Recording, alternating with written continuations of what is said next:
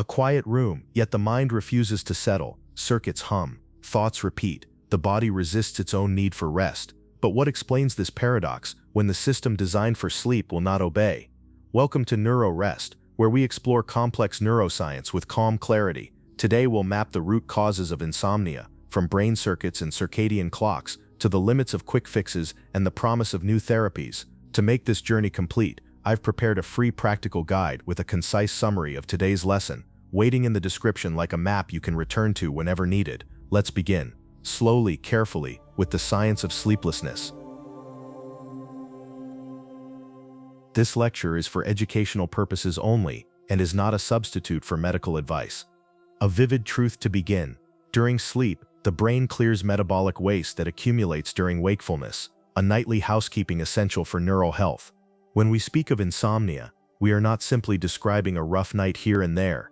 The scientific community defines insomnia as a persistent difficulty with falling asleep, staying asleep, or returning to sleep after waking too early, despite having enough opportunity for rest.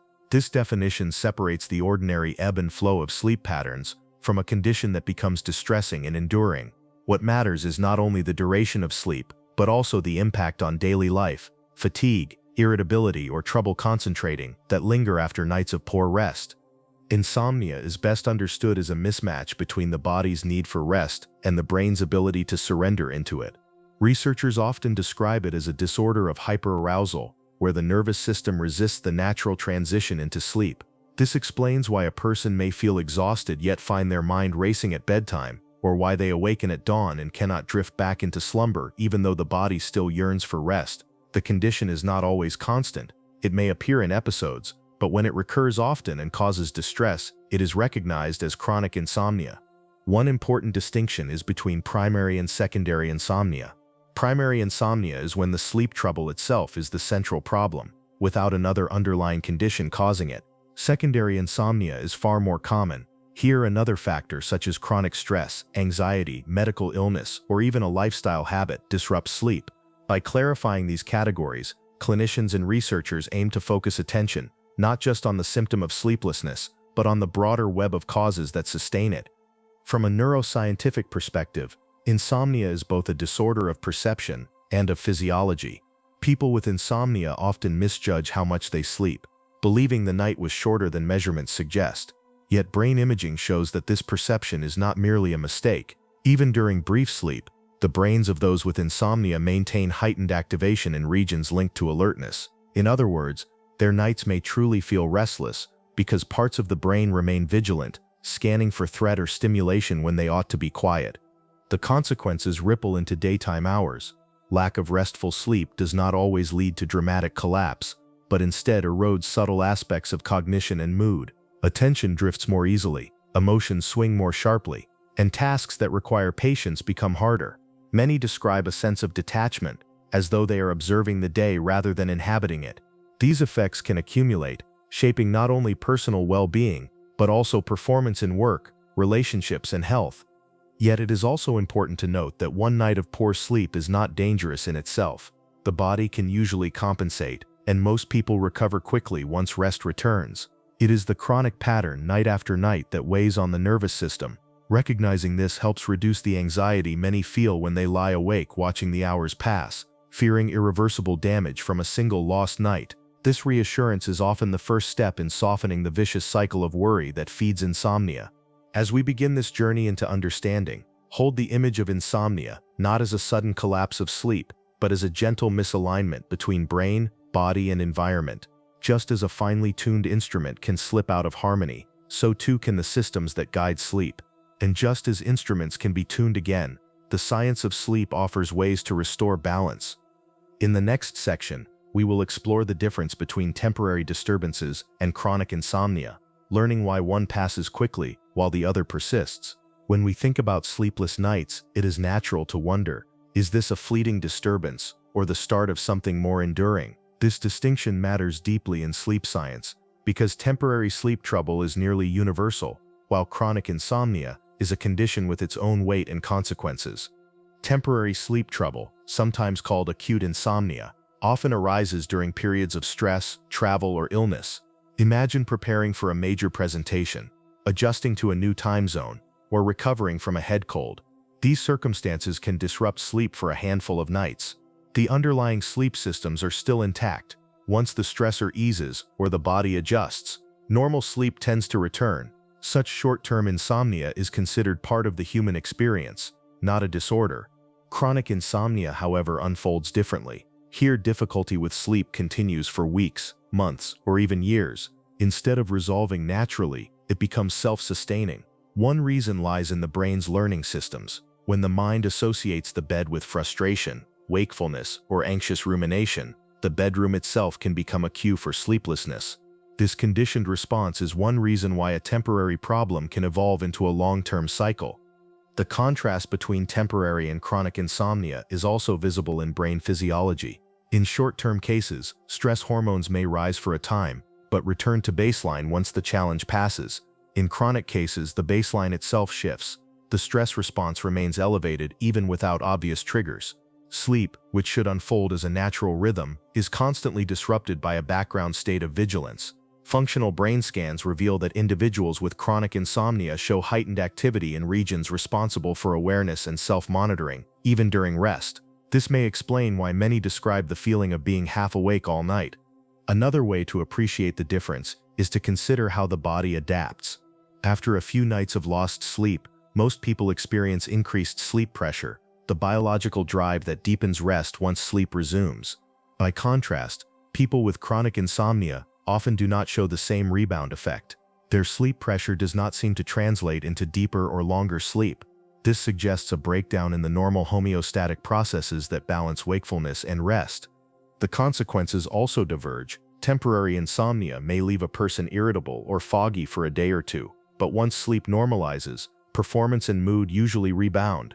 Chronic insomnia, however, carries lasting effects. Daytime fatigue becomes the norm, mood disorders become more likely, and cognitive tasks feel heavier. This persistence is one reason why sleep clinicians emphasize the importance of duration in diagnosis. It is not enough to note poor sleep. One must ask how long it has lasted and how deeply it has woven into daily life. It is also helpful to recognize that chronic insomnia often blends with other conditions. Depression, anxiety, and chronic pain can all extend a temporary sleep problem into something longer.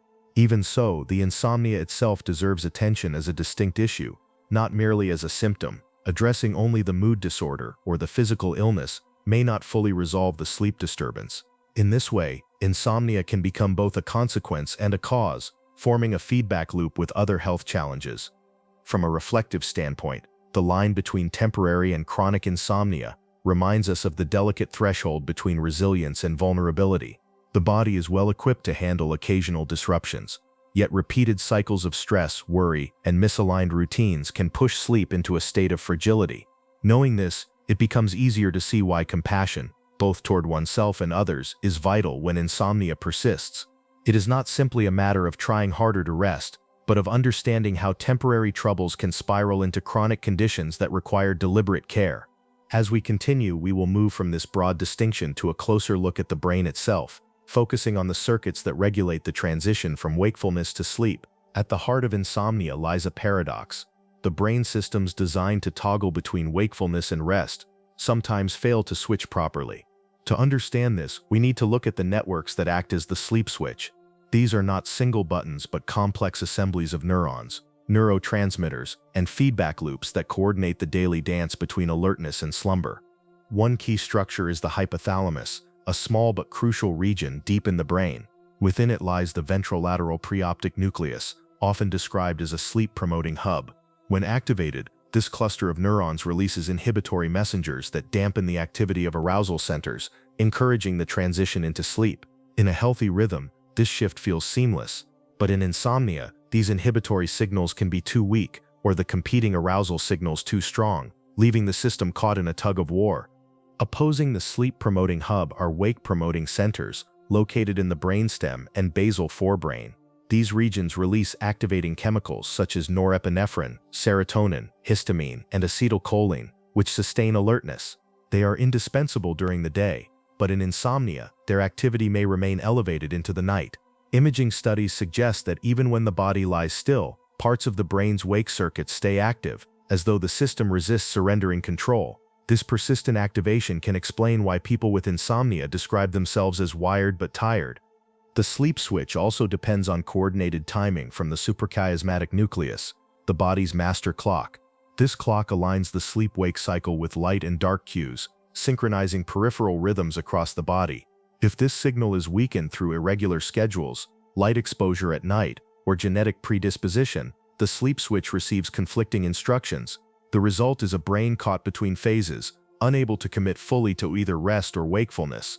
Another dimension of the sleep switch involves the balance between excitatory and inhibitory neurotransmitters. Gamma-aminobutyric acid, or GABA, is the brain's major inhibitory signal, essential for calming neural activity at night. In some individuals with insomnia, levels of GABA activity appear reduced, particularly in regions linked to emotional regulation. Without sufficient inhibition, excitatory circuits remain active, sustaining a state of hyperarousal. This neurochemical imbalance makes it harder to drift into sleep even when the body craves it. The thalamus plays its own role in this switch. Normally, it filters sensory input at night, preventing sounds, lights, or minor movements from waking us. But in insomnia, thalamic gating seems impaired, leaving the brain more sensitive to small disturbances. This could explain why someone with insomnia wakes at the faintest noise, while another person sleeps peacefully through the same environment. Understanding the sleep switch also helps clarify why behavioral strategies can be effective. Cognitive behavioral therapy for insomnia, for instance, aims to reduce the signals of arousal, both psychological and physiological, so that the inhibitory side of the switch can take hold. Relaxation techniques, regular schedules, and stimulus control are not superficial tricks. They target the neural mechanisms that bias the switch toward rest. From a reflective perspective, this system invites humility. Sleep is not something one can will into being. It emerges when the switch is allowed to function naturally. Insomnia, therefore, is not a failure of effort, but a misalignment in circuits beyond conscious control. Recognizing this can soften the self-blame that so often accompanies sleepless nights. In the next section, we will focus more closely on circadian rhythms, the internal clocks that shape when the sleep switch is most likely to succeed. Behind every night of sleep lies a hidden orchestra of timing signals. These rhythms, known as circadian rhythms, are the body's internal clocks that guide not only sleep, but also hormone release, body temperature, and metabolic processes. For most people, these rhythms align roughly with the cycle of day and night, helping us feel sleepy in the evening and alert in the morning. When circadian rhythms are disrupted, however, the brain's sleep switch struggles to find its cue, and insomnia often follows. The master conductor of circadian rhythms is the suprachiasmatic nucleus, a cluster of neurons in the hypothalamus. This structure receives direct input from the eyes, specifically from cells sensitive to light. Morning sunlight signals the clock to advance into a wakeful phase, while darkness cues the system to prepare for sleep. Through chemical messengers, the suprachiasmatic nucleus communicates with the pineal gland, which secretes melatonin at night. This rise in melatonin lowers arousal and encourages rest. When circadian rhythms function smoothly, the timing of melatonin release aligns with the desired sleep schedule. Insomnia can arise when this timing falters. Nighttime light exposure, particularly from screens, delays melatonin release, pushing the rhythm later. Individuals may go to bed at a reasonable hour but lie awake, as the internal clock has not yet delivered its signal. Conversely, those who rise early for work or school while their body clock still lingers in night mode may experience difficulty falling asleep the following night, perpetuating a cycle of misalignment. This is why shift workers and frequent travelers often report higher rates of insomnia. Their circadian cues are continually out of step with social demands. The circadian system also interacts with temperature regulation. Normally, body temperature dips at night, reaching its lowest point in the early morning, before gradually rising toward daytime. This drop in temperature promotes the onset of deep sleep. In insomnia, the decline in temperature can be blunted, leaving the body physiologically more alert, even when the mind craves rest. Studies suggest that people with chronic insomnia may maintain slightly warmer core temperatures at night, another sign of incomplete circadian alignment. Genetics further shape circadian tendencies. Some people are naturally predisposed to be night owls or morning larks. These tendencies are not simply preferences but reflect differences in the molecular machinery of circadian clocks.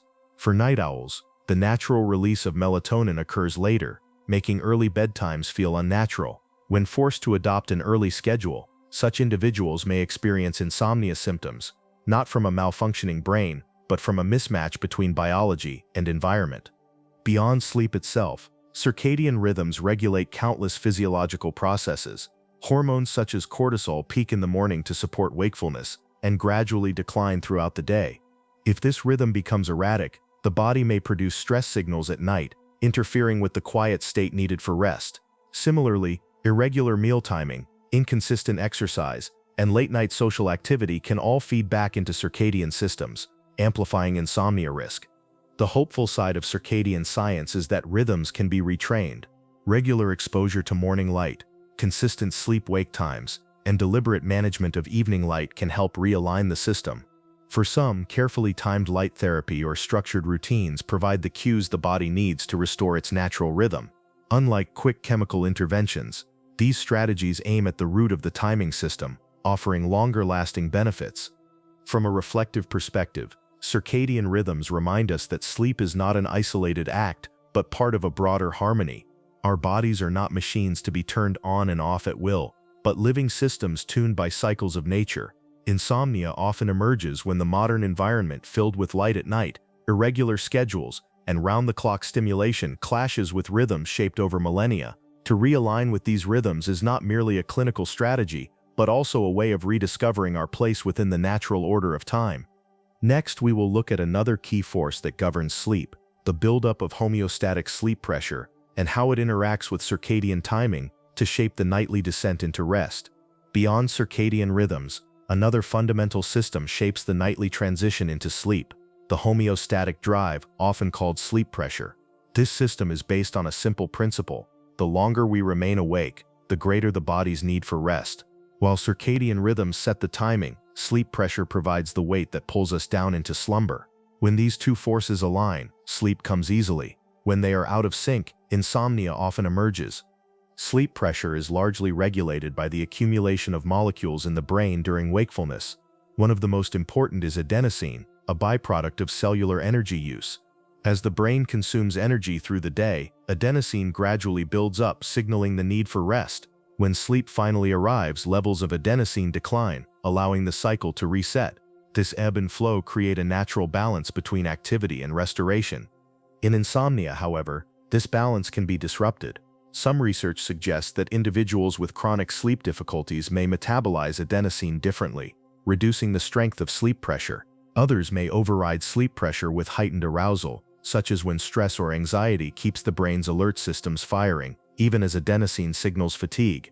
In this way, insomnia is not always a lack of need for sleep, but rather a clash between competing signals, pressure to rest and resistance to yield. The interaction between sleep pressure and circadian rhythms is critical. Imagine sleep as a seesaw balance between two forces, the rising pressure to rest and the rhythmic signal of the clock. If sleep pressure peaks when the circadian system is still promoting alertness, the person feels caught in between, tired yet unable to sleep. Conversely, if the circadian system signals rest when sleep pressure is low, such as after a long nap, sleep may again be elusive. Insomnia often arises from this kind of misalignment. Daily behaviors strongly influence sleep pressure. Extended screen use, caffeine consumption, and irregular napping all interfere with its natural buildup and release. Caffeine in particular blocks adenosine receptors, masking the sense of fatigue without reducing the underlying pressure. This can lead to a crash later, or to difficulty falling asleep when bedtime arrives. In individuals prone to insomnia, even subtle disruptions like late caffeine intake can compound existing vulnerabilities. Age also changes the dynamics of sleep pressure. Younger individuals accumulate it quickly, leading to deep and consolidated sleep. As people age, the buildup slows, and the depth of sleep lessens. This helps explain why older adults often wake more frequently at night and feel less refreshed in the morning. For those already sensitive to insomnia, the natural weakening of sleep pressure with age can amplify challenges. One striking insight from sleep research is that the brain never truly loses the need for sleep. Even when insomnia prevents rest, the underlying pressure continues to rise, sometimes manifesting in brief, unnoticed microsleeps during the day. These moments are too brief to restore function, but reveal the persistence of the homeostatic drive. It is as though the body insists on rest, even if the mind resists. From a practical perspective, strengthening sleep pressure involves respecting the balance between wakefulness and rest. Consistent wake times, sufficient daytime activity, and avoidance of late naps can help. While these strategies may sound simple, they address a deep biological mechanism, ensuring that when bedtime comes, the accumulated pressure supports rather than fights against the circadian rhythm. Reflecting on this, sleep pressure can be seen as a reminder of the body's quiet wisdom. It is a system that ensures restoration follows effort, that recovery balances activity. When insomnia disrupts this rhythm, the challenge is not that the system has failed, but that external factors and internal signals have become misaligned. Relearning to trust and support this process may be one of the gentlest ways to restore sleep. In the next section, we will examine how stress and hyperarousal can override these natural pressures, keeping the brain awake even when every cell longs for rest. Stress is among the most powerful disruptors of sleep. When the mind and body are primed for vigilance, the natural pathways into rest are blocked. Researchers often describe this as the hyperarousal model of insomnia, a state in which the nervous system remains on guard, even during the hours when calm should prevail. Hyperarousal is not merely a psychological phenomenon. It is a whole-body state involving elevated activity of the sympathetic nervous system, the branch that governs fight-or-flight responses. Heart rate remains slightly elevated, breathing stays shallow, and stress hormones circulate more actively. While these responses are adaptive during daytime challenges, at night they interfere with the body's transition into rest. The result is a mind that races and a body that resists stillness. Brain imaging studies confirm that hyperarousal is central to insomnia. People with chronic sleep difficulties show increased activation in regions such as the amygdala, which processes threat, and the anterior cingulate cortex, which monitors conflict and error. Even in the absence of external danger, these regions remain active, as if preparing for problems that never arrive. This may explain why individuals with insomnia often describe their thoughts at night as repetitive, intrusive, or anticipatory. Stress also alters hormonal rhythms. Normally, cortisol peaks in the morning to support alertness and declines toward night. Under chronic stress, cortisol can remain elevated into the evening, sending mixed signals to the sleep switch. Instead of winding down, the body continues to receive cues for vigilance. Over time, this altered rhythm may become ingrained, reinforcing the pattern of insomnia. The role of hyperarousal extends into memory and learning. Just as the brain can form associations between environments and emotions, it can learn to associate the bedroom with wakefulness. Each night spent worrying in bed strengthens the link between lying down and mental activation. Over time, the bed itself becomes a conditioned stimulus for alertness, perpetuating insomnia, even when external stress has subsided. From a practical perspective, understanding hyperarousal shifts the focus from trying to force sleep to cultivating conditions that reduce vigilance. Practices such as relaxation breathing, mindfulness, or progressive muscle relaxation help quiet the sympathetic system and engage its calming counterpart, the parasympathetic system. Cognitive strategies also matter. Reframing the meaning of a lost night or reducing catastrophic thinking about daytime performance can lower the mental load that fuels arousal. Yet it is important to recognize the limits of self-regulation. Stress is not always within our control, and its physiological imprint can be stubborn. For this reason, many researchers emphasize that insomnia should not be dismissed as a mere byproduct of worry, but acknowledged as a condition where stress pathways and sleep circuits become intertwined. This perspective validates the lived experience of those who struggle to sleep despite exhaustion and reassures them that the problem is not a matter of willpower. From a reflective standpoint, hyperarousal reveals the tension between survival and restoration. The very systems that protect us in times of threat can betray us when carried into the night. Insomnia, then, is not evidence of weakness, but a reminder of how deeply our biology prioritizes vigilance. The task of healing becomes one of teaching the body that it is safe enough to rest.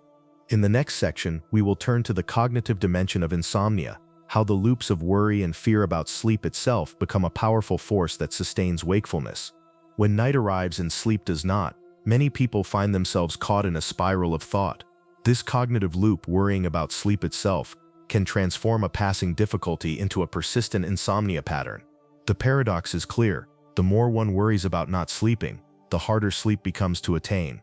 Cognitive scientists describe this as performance anxiety, directed inward. Just as an athlete may falter under pressure when focusing too intensely on execution, a person may remain awake when trying too hard to fall asleep. Thoughts such as, "I need to sleep now," or "tomorrow will be ruined," amplify arousal, activating brain regions that should be quiet. The attempt to control sleep, which is by nature an involuntary process, backfires. These loops often begin with small seeds of concern. A single poor night may lead to heightened attention the next evening. Will it happen again? Over time, this anticipation becomes habitual. The mind, expecting trouble, becomes hypervigilant at bedtime. This vigilance alone is sufficient to delay sleep onset, confirming the fear and reinforcing the cycle. What began as situational insomnia now has a cognitive engine of its own. Research shows that people with insomnia often hold rigid beliefs about the consequences of poor sleep. They may overestimate the degree to which a lost night impairs performance, or assume that one bad night will inevitably lead to more. These beliefs not only heighten anxiety, but also skew perception. Individuals with insomnia tend to underestimate how much they actually sleep, focusing instead on every moment of wakefulness. The subjective sense of lying awake all night may not match objective measurements, but the distress it creates is real and self-sustaining. The neural basis of these cognitive loops involves the prefrontal cortex, which governs attention and worry, and its connections with emotional centers such as the amygdala.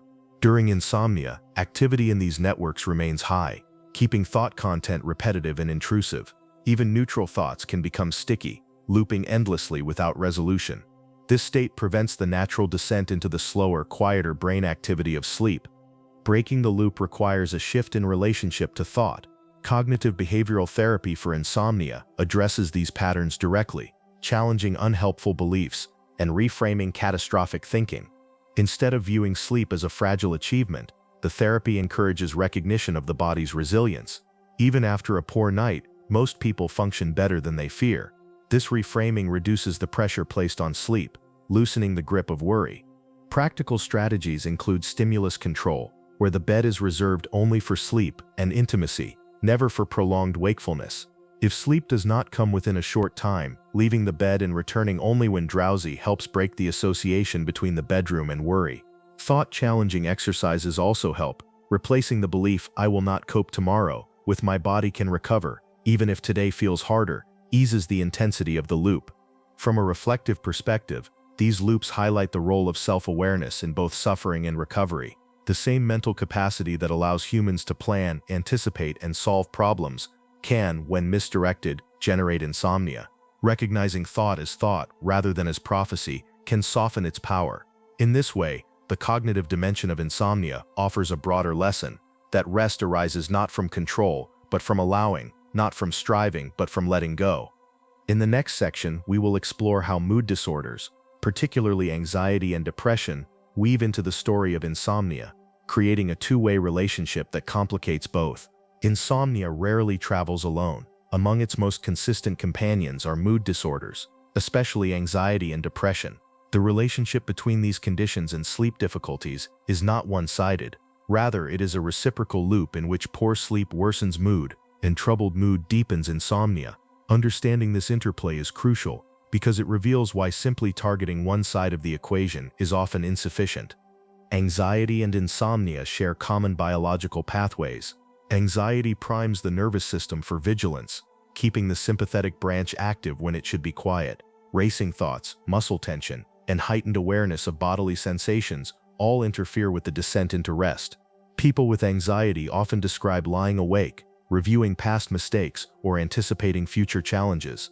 The very cognitive loops that fuel insomnia are amplified by anxious tendencies, creating a fertile ground for sleepless nights. Depression interacts differently, but no less powerfully. Many people with depression experience early morning awakenings, where they wake hours before intended and cannot fall back asleep. Others have fragmented sleep, marked by frequent awakenings throughout the night. Brain studies suggest that depression alters the architecture of sleep itself, reducing deep slow-wave phases and shifting the balance toward lighter stages. This can leave a person feeling unrefreshed even after spending long hours in bed. The sense of fatigue, in turn, intensifies depressive symptoms, forming a downward spiral. The link between mood and sleep is also supported by hormonal evidence. Cortisol rhythms, which should peak in the morning and decline toward night, are often flattened or disrupted in depression. Melatonin secretion may also be reduced or mistimed, blunting the circadian signal for rest. These physiological alterations mirror the subjective experiences of restlessness or early waking, anchoring mood disorders and insomnia in shared biology. Importantly, the causality runs both ways. Longitudinal studies show that chronic insomnia increases the risk of later developing depression and anxiety. In fact, persistent sleep problems often precede the onset of mood disorders, serving as early warning signs. This suggests that insomnia is not merely a symptom, but a potential driver of emotional vulnerability. Conversely, treating insomnia can sometimes improve mood even without direct interventions for anxiety or depression, underscoring the deep entanglement between these domains. Treatment approaches reflect this complexity. Cognitive behavioral therapy for insomnia remains the gold standard, and adaptations of this therapy often address anxiety and depressive thought patterns simultaneously. Relaxation techniques help quiet the physiological arousal of anxiety, while behavioral activation encouraging structured daily activities counteracts the passivity of depression and supports circadian alignment. When both sleep and mood are addressed together, outcomes tend to be stronger than when either is treated in isolation. The presence of mood disorders also explains why medications for insomnia are not always straightforward solutions. Some sedatives may temporarily improve sleep, but worsen depressive symptoms over time. Conversely, certain antidepressants alter sleep architecture in ways that do not always align with restorative rest. Clinicians must weigh these trade-offs carefully, recognizing that sleep and mood are not independent targets but intertwined processes. From a reflective perspective, the bond between insomnia and mood reminds us that sleep is not only a biological necessity, but also an emotional one. To rest well is to release the grip of worry, to set aside burdens, and to allow vulnerability. When anxiety or depression intrudes, that surrender becomes difficult, sometimes impossible. Compassion becomes a vital part of the response, acknowledging that the struggle to sleep is not a personal failure, but a reflection of emotional and neural entanglements far beyond conscious choice. As we move forward, we will widen the lens further to consider lifestyle factors, such as caffeine, screen use, and irregular routines that shape the terrain of insomnia in everyday life. Insomnia does not arise only from internal states of stress or mood. It is also sculpted by the habits and environments in which people live. Lifestyle choices, so ordinary that they may go unnoticed, can accumulate into powerful triggers for disrupted sleep. Among the most influential are screens, caffeine, irregular schedules, and late-night stimulation. Each interacts with the body's natural rhythms, often in ways that seem subtle but add up over time. Consider screens first. Phones, tablets, and computers emit light rich in short wavelengths, often referred to as blue light. This light is particularly effective at suppressing melatonin release, the hormone that signals nightfall to the body. Even a modest amount of screen exposure in the evening can delay the circadian rhythm, pushing the onset of sleep later. For someone vulnerable to insomnia, this delay can create hours of unwanted wakefulness. Beyond the biological effects, the content itself, emails, social media, or streaming, tends to stimulate cognitive and emotional arousal, further reinforcing alertness when calm is needed. Caffeine is another major player. As a stimulant, it binds to the same receptors in the brain that adenosine uses to signal fatigue. In doing so, it masks the sensation of sleep pressure without reducing the actual need for rest. While caffeine is often consumed in the morning to sharpen alertness, its effects linger well into the evening for many people, especially those who metabolize it slowly. A late afternoon cup of coffee may not feel disruptive in the moment, but by night it can keep the sleep switch from fully engaging. This subtle delay is often overlooked, leading individuals to attribute their insomnia solely to stress or mood, when in fact a hidden chemical influence is at work. Irregular schedules amplify the problem. The circadian system thrives on consistency, regular sleep and wake times, regular meals, and predictable exposure to light. When schedules vary widely from day to day, staying up late on weekends, waking early on weekdays, skipping meals, the internal clock loses coherence. The result is a body that does not know when to expect sleep, making insomnia more likely. Shift workers exemplify this challenge, but even students or professionals with fluctuating routines can experience similar misalignment. Evening behaviors also play a role. Intense exercise late at night, heated discussions before bed, or alcohol consumption can all interfere with sleep. Alcohol, though often used as a sedative, disrupts the architecture of rest. It shortens the time to fall asleep, but fragments sleep later in the night, leading to early awakenings and reduced depth of rest. This can create a cycle where individuals drink to initiate sleep, but wake feeling unrested, perpetuating insomnia. Noise and environment matter too. The brain continues to process sensory input during sleep, and a bedroom filled with irregular noise, traffic, music, or household activity can trigger micro-awakenings. Over time, these interruptions condition the nervous system to remain alert at night. Similarly, bedrooms that are too warm, too bright, or associated with non-sleep activities weaken the association between bed and rest. Environmental triggers alone may not cause chronic insomnia, but they often layer onto existing vulnerabilities, tipping the balance towards sleeplessness. Importantly, lifestyle triggers do not act in isolation. They combine with stress, mood, and genetic predispositions to create a personalized risk profile. One person may drink evening coffee without consequence, while another may lie awake for hours from the same dose. This variability reflects differences in metabolism, sensitivity of circadian systems, and resilience of the sleep switch. Understanding one's unique thresholds is often the first step in tailoring changes that support rest. The good news is that lifestyle modifications are among the most accessible interventions for insomnia. Dimming screens after sunset, limiting caffeine to early in the day, maintaining regular routines, and creating a cool, dark, and quiet bedroom can all strengthen the body's natural drive for sleep. These changes may not cure chronic insomnia alone, but they reduce the external pressures working against rest, allowing therapeutic strategies such as cognitive behavioral therapy to be more effective. From a reflective perspective, lifestyle influences highlight the intimacy between daily life and nightly rest. Sleep is not an isolated event, but a reflection of how the day is lived, what is consumed, when light is sought, how stress is managed, and how the body is treated. To improve sleep, then, is not only to adjust the night, but also to shape the day with intention. This perspective encourages patience. Insomnia does not resolve overnight, but through gentle recalibration of routines that honor the body's rhythms. In the next section, we will turn to age, gender, and vulnerability, exploring why some people are more likely than others to struggle with insomnia across the lifespan. As we continue our exploration of insomnia, it becomes important to recognize that not everyone is equally vulnerable to its grip. Age and gender, two of the most basic dimensions of human identity, significantly shape how likely someone is to struggle with poor sleep. The story here is not one of fixed destiny, but of shifting physiology and psychology across the lifespan, woven together with social roles and expectations. To understand why some populations are more affected, we must trace how the body's sleep systems evolve from childhood to late adulthood, and how gender-linked biological and cultural factors alter this trajectory. In early life, sleep is abundant and flexible. Infants spend much of their time in cycles of rest and wake, reflecting the immaturity of their circadian systems. As children grow, sleep becomes more consolidated, with deep, slow-wave sleep playing a central role in development.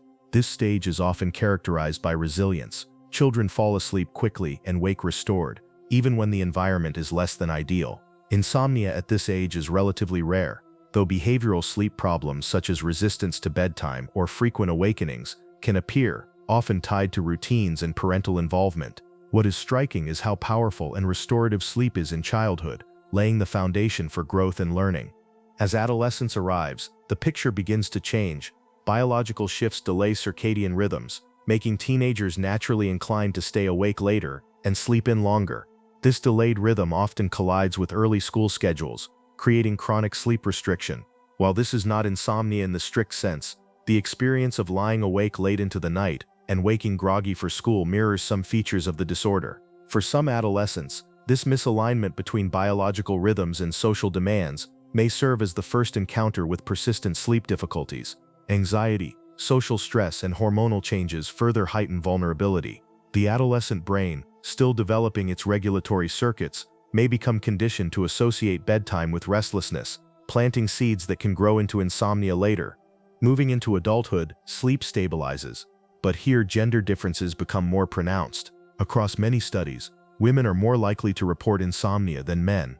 Several biological and social factors contribute. Hormonal fluctuations linked to the menstrual cycle can affect sleep quality, particularly during the luteal phase when progesterone levels are high and body temperature rises slightly. Many women report difficulty falling or staying asleep during this phase, even without other stressors. Pregnancy introduces its own disruptions, hormonal changes, physical discomfort, and frequent awakenings to urinate or adjust position. Later, menopause brings a new wave of challenges. Declining estrogen and progesterone, combined with hot flashes and mood changes, lead many women into chronic insomnia for the first time. The transition through menopause is one of the strongest predictors of new-onset insomnia in midlife. Men face their own challenges, though the patterns differ. Sleep apnea, for instance, is more common in men, and its symptoms, snoring, fragmented rest, daytime fatigue, can overlap with insomnia. While not the same condition, untreated apnea can leave individuals with the impression of sleeplessness. Stress related to work, financial pressure, and shifting roles in family life also affects men, though they may be less likely to seek help or describe their difficulties in terms of insomnia. In this way, cultural norms around masculinity may mask the true prevalence of sleep difficulties among men. As adulthood progresses into older age, insomnia risk rises sharply for both genders, though again with differences in detail. One reason is biological. Sleep architecture changes as we age. Deep slow-wave sleep decreases, replaced by lighter stages. The circadian rhythm also weakens, producing earlier bedtimes and awakenings. These shifts are natural, but they create conditions where sleep feels more fragile. Older adults often describe waking too early, or waking frequently through the night without being able to return to sleep. Health conditions compound the problem. Chronic pain, cardiovascular disease, and neurodegenerative disorders all disrupt sleep. Medications used to treat these conditions often interfere further, producing side effects such as restlessness, frequent urination, or vivid dreams. Women in older age continue to experience insomnia at higher rates than men, partly due to cumulative hormonal changes, but also because they live longer and are more likely to face widowhood, loneliness, or caregiving roles, all of which add emotional burdens that destabilize sleep. It is worth pausing here to reflect on the difference between occasional poor sleep and the entrenched pattern of insomnia. For many older adults, it is the combination of physiological changes, medical conditions, and life stressors that gradually pushes them from one category to the other. Each factor on its own might not cause insomnia, but together they create a landscape where sleep is continually under threat. This cumulative vulnerability explains why chronic insomnia is particularly common in late life. Genetic differences also shape vulnerability, though they are not destiny. Twin studies suggest that heritability accounts for a portion of insomnia risk. Some individuals appear to inherit more reactive stress systems or weaker circadian rhythms. In such cases, environmental factors may more easily tip the balance towards sleeplessness. Age and gender interact with these genetic tendencies, creating unique risk profiles. For example, a woman with strong familial risk for mood disorders may find insomnia emerging in midlife during menopause, whereas a man with similar genetic predisposition may not experience insomnia until later in life, when cardiovascular disease and associated treatments alter sleep. The story of vulnerability would be incomplete without acknowledging cultural context. Gender roles influence how sleep is prioritized, how stress is managed, and how symptoms are reported. Women are often primary caregivers, balancing work with responsibilities for children or aging parents, and this burden frequently compresses time for rest. Men may be less willing to acknowledge sleep problems or to seek professional help, leading to underdiagnosis. These cultural factors do not exist apart from biology. They interact, shaping how insomnia manifests and how it is addressed. What emerges from this exploration is a picture of insomnia as a condition that shifts character across the lifespan. In youth, it is often tied to schedules and developing cognitive patterns. In adulthood, it becomes intertwined with stress, mood, and gender-linked physiology. In older age, it is layered with medical conditions and the natural aging of the sleep system. Each stage carries its own risks, but also its own opportunities for intervention.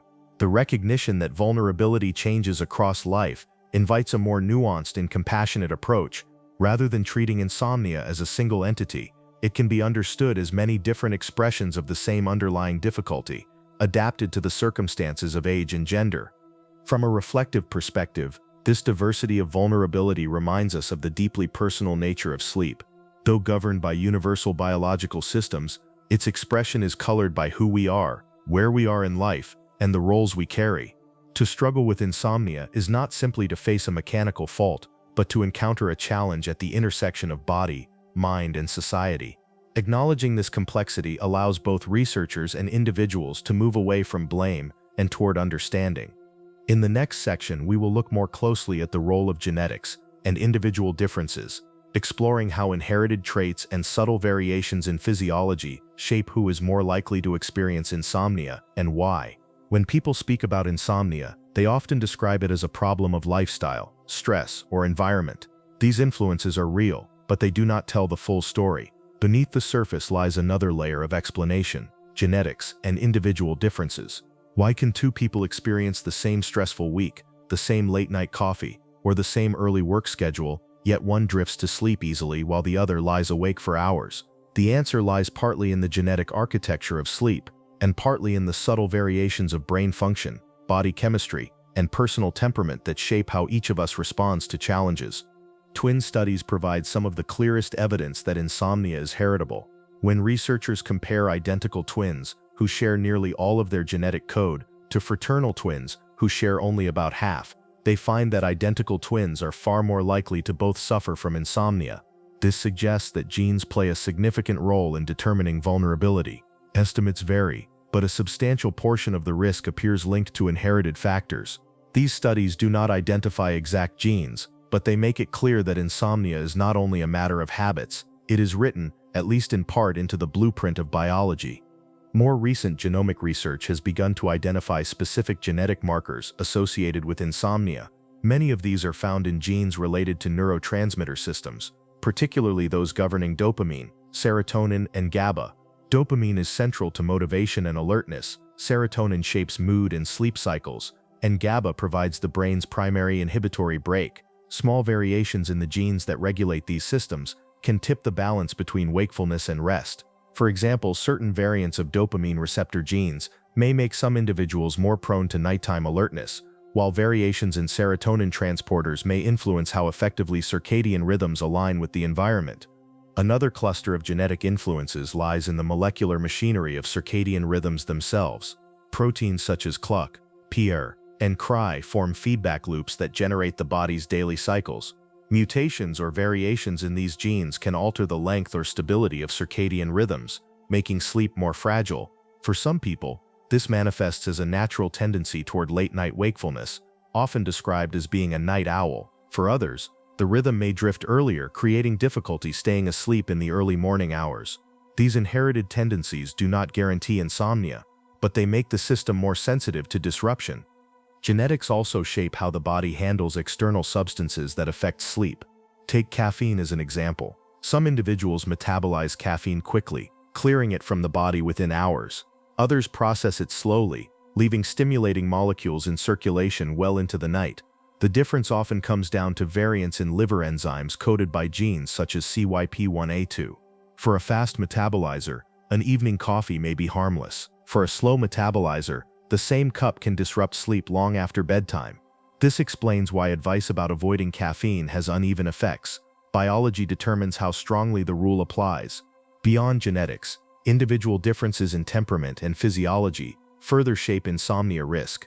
Personality traits such as neuroticism, marked by a tendency toward worry and sensitivity to stress, are strongly linked to insomnia.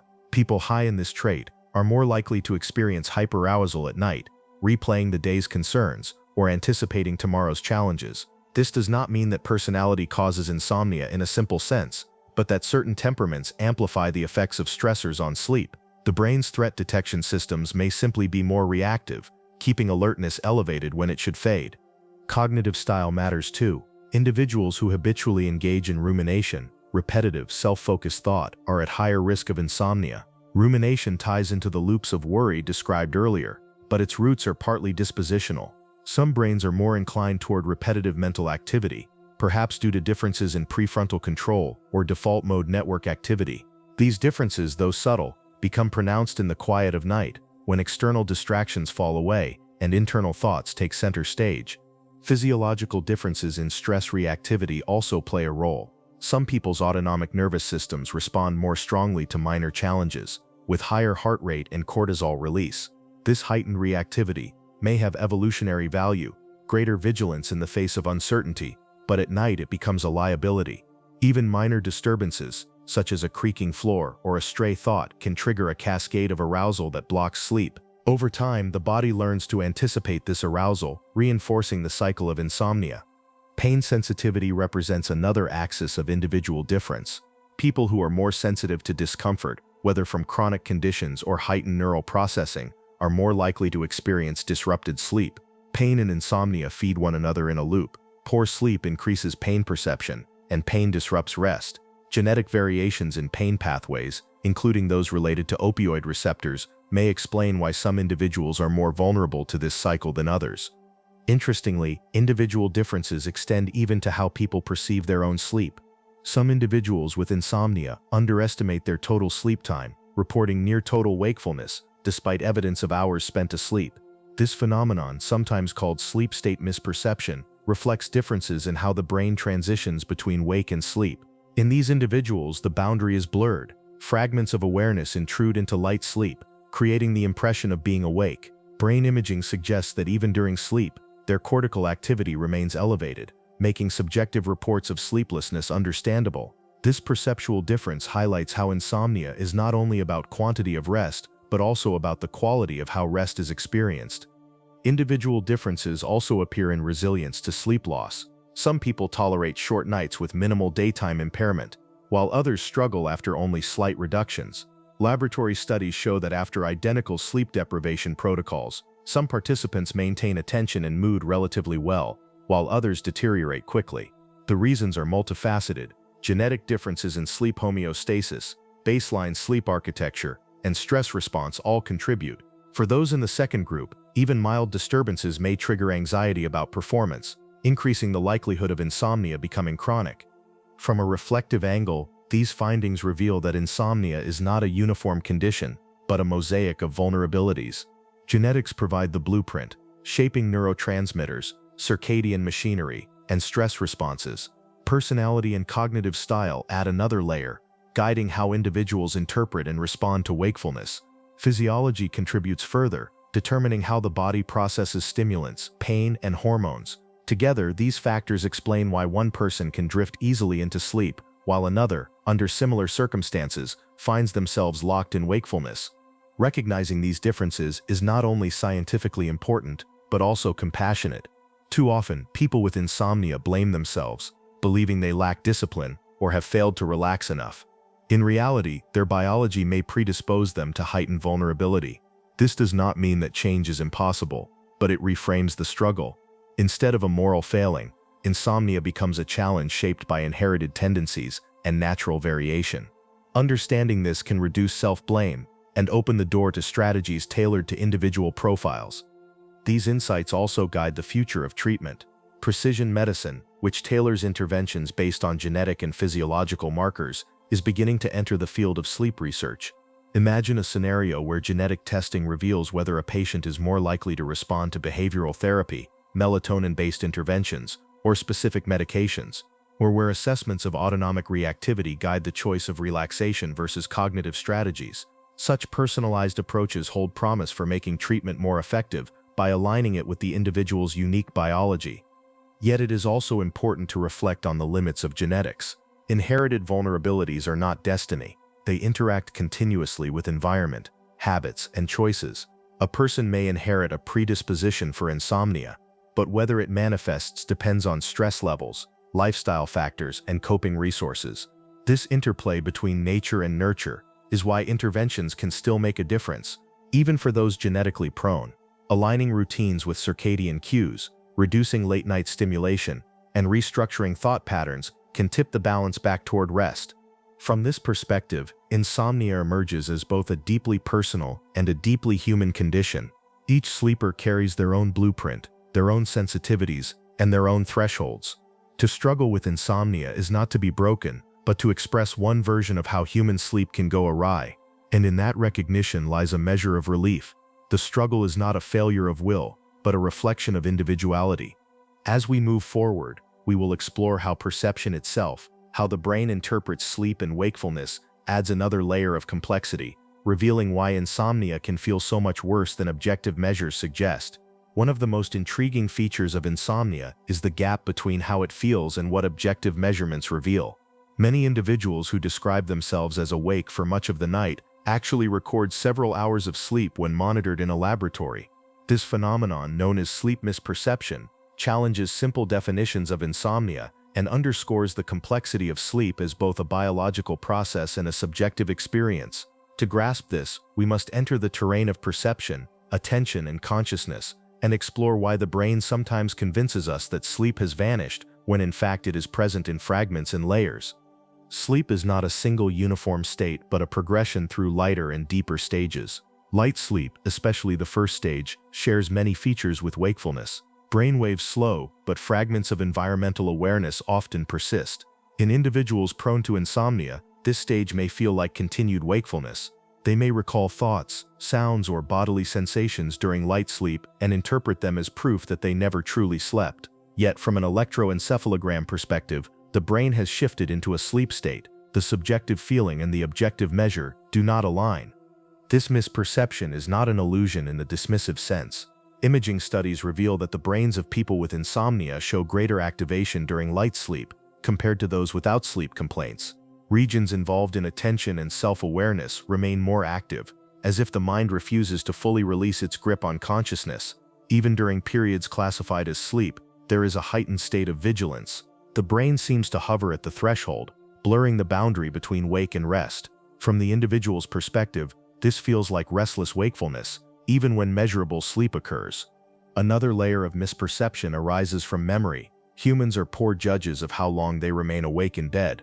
When lying in darkness, with little external input to mark the passage of time, minutes can feel like hours.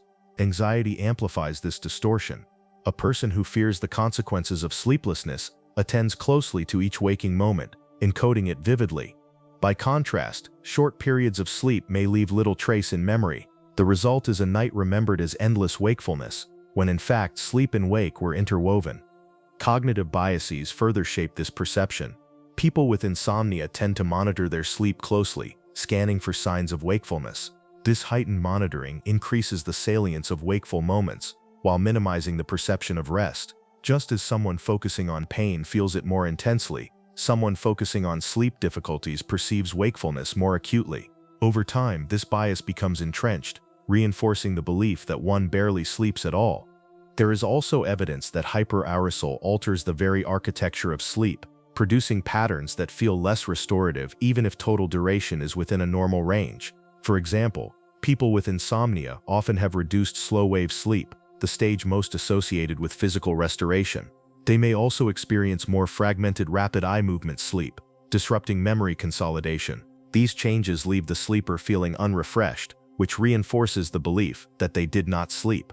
The perception of poor sleep thus matches the experience of poor quality, even if not the quantity of rest. The consequences of sleep misperception are significant. When individuals believe they are sleeping far less than they are, their worry intensifies. They may seek medical treatment, turn to sedatives, or restructure their lives around a perceived deficit. Ironically, the anxiety about not sleeping enough can perpetuate insomnia, even if the actual sleep obtained is greater than realized. This highlights a paradox. Insomnia is both a disorder of sleep and a disorder of sleep perception. Addressing one without the other may leave the individual dissatisfied.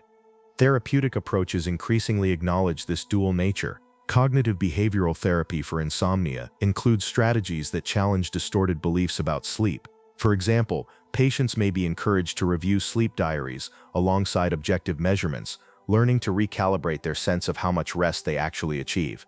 This does not dismiss their experience, but helps align perception with reality. Relaxation and mindfulness techniques also reduce the intense monitoring of sleep, decreasing the focus on each waking moment.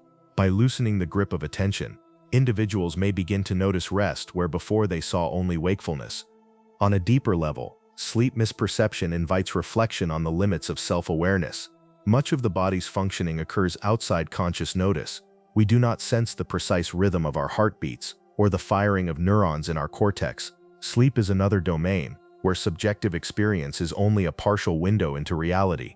To accept that perception may not fully capture rest is not to dismiss the struggle of insomnia, but to recognize that consciousness itself has blind spots. The felt absence of sleep can be real and distressing, even when the body has in fact slept. This recognition also opens the door to compassion.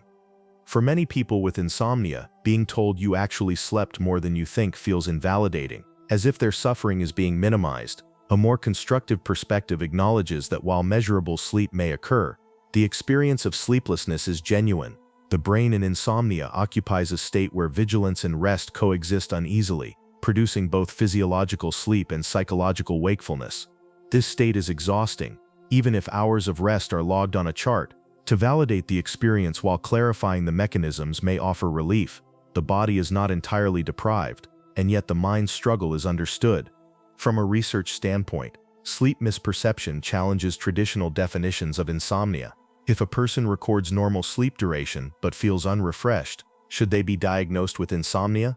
Most experts say yes, because the distress and impairment are central to the condition. The definition of insomnia rests not only on measurable hours, but on the subjective quality of sleep and its impact on daytime functioning. In this way, insomnia underscores the importance of subjective experience in medicine. Numbers alone do not capture the full reality of health and suffering. This interplay between perception and physiology also has broader implications for how we understand consciousness. Sleep misperception suggests that awareness is not simply on or off, but graded and layered. Parts of the brain may be asleep, while others remain awake, producing a hybrid state. This resonates with phenomena such as lucid dreaming or sleep paralysis, where elements of wake and sleep intermingle. Insomnia may represent another form of this blending, where vigilance persists during rest, leaving the sleeper aware of their wakefulness, even as the body cycles through stages of sleep.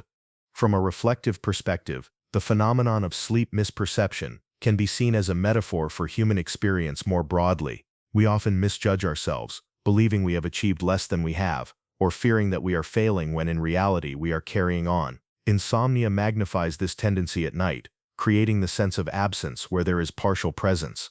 Recognizing this can soften the harsh judgments people place on themselves, inviting patience and trust in processes that operate beneath conscious control.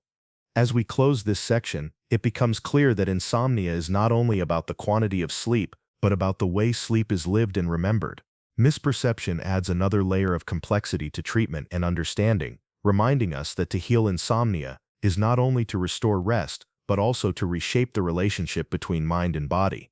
In the next section, we will move from subjective perception to objective imaging, examining what brain scans reveal about the networks that remain active in the sleepless brain. To move deeper into the biology of insomnia, it helps to shift from subjective experience to objective measurement. Modern brain imaging has given researchers a window into what happens inside the sleepless brain. These technologies, functional magnetic resonance imaging, positron emission tomography, and high-density electroencephalography, allow scientists to trace patterns of activation across networks, revealing how insomnia is not simply the absence of sleep, but a state of altered brain function. What emerges from these studies is a portrait of the insomniac brain as persistently awake, even during periods that should be restful. This picture aligns with the lived experience of those who describe themselves as never fully shutting down.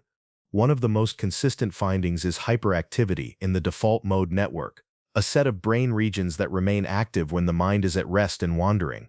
In healthy sleepers, activity in this network decreases as the brain transitions into deeper stages of sleep.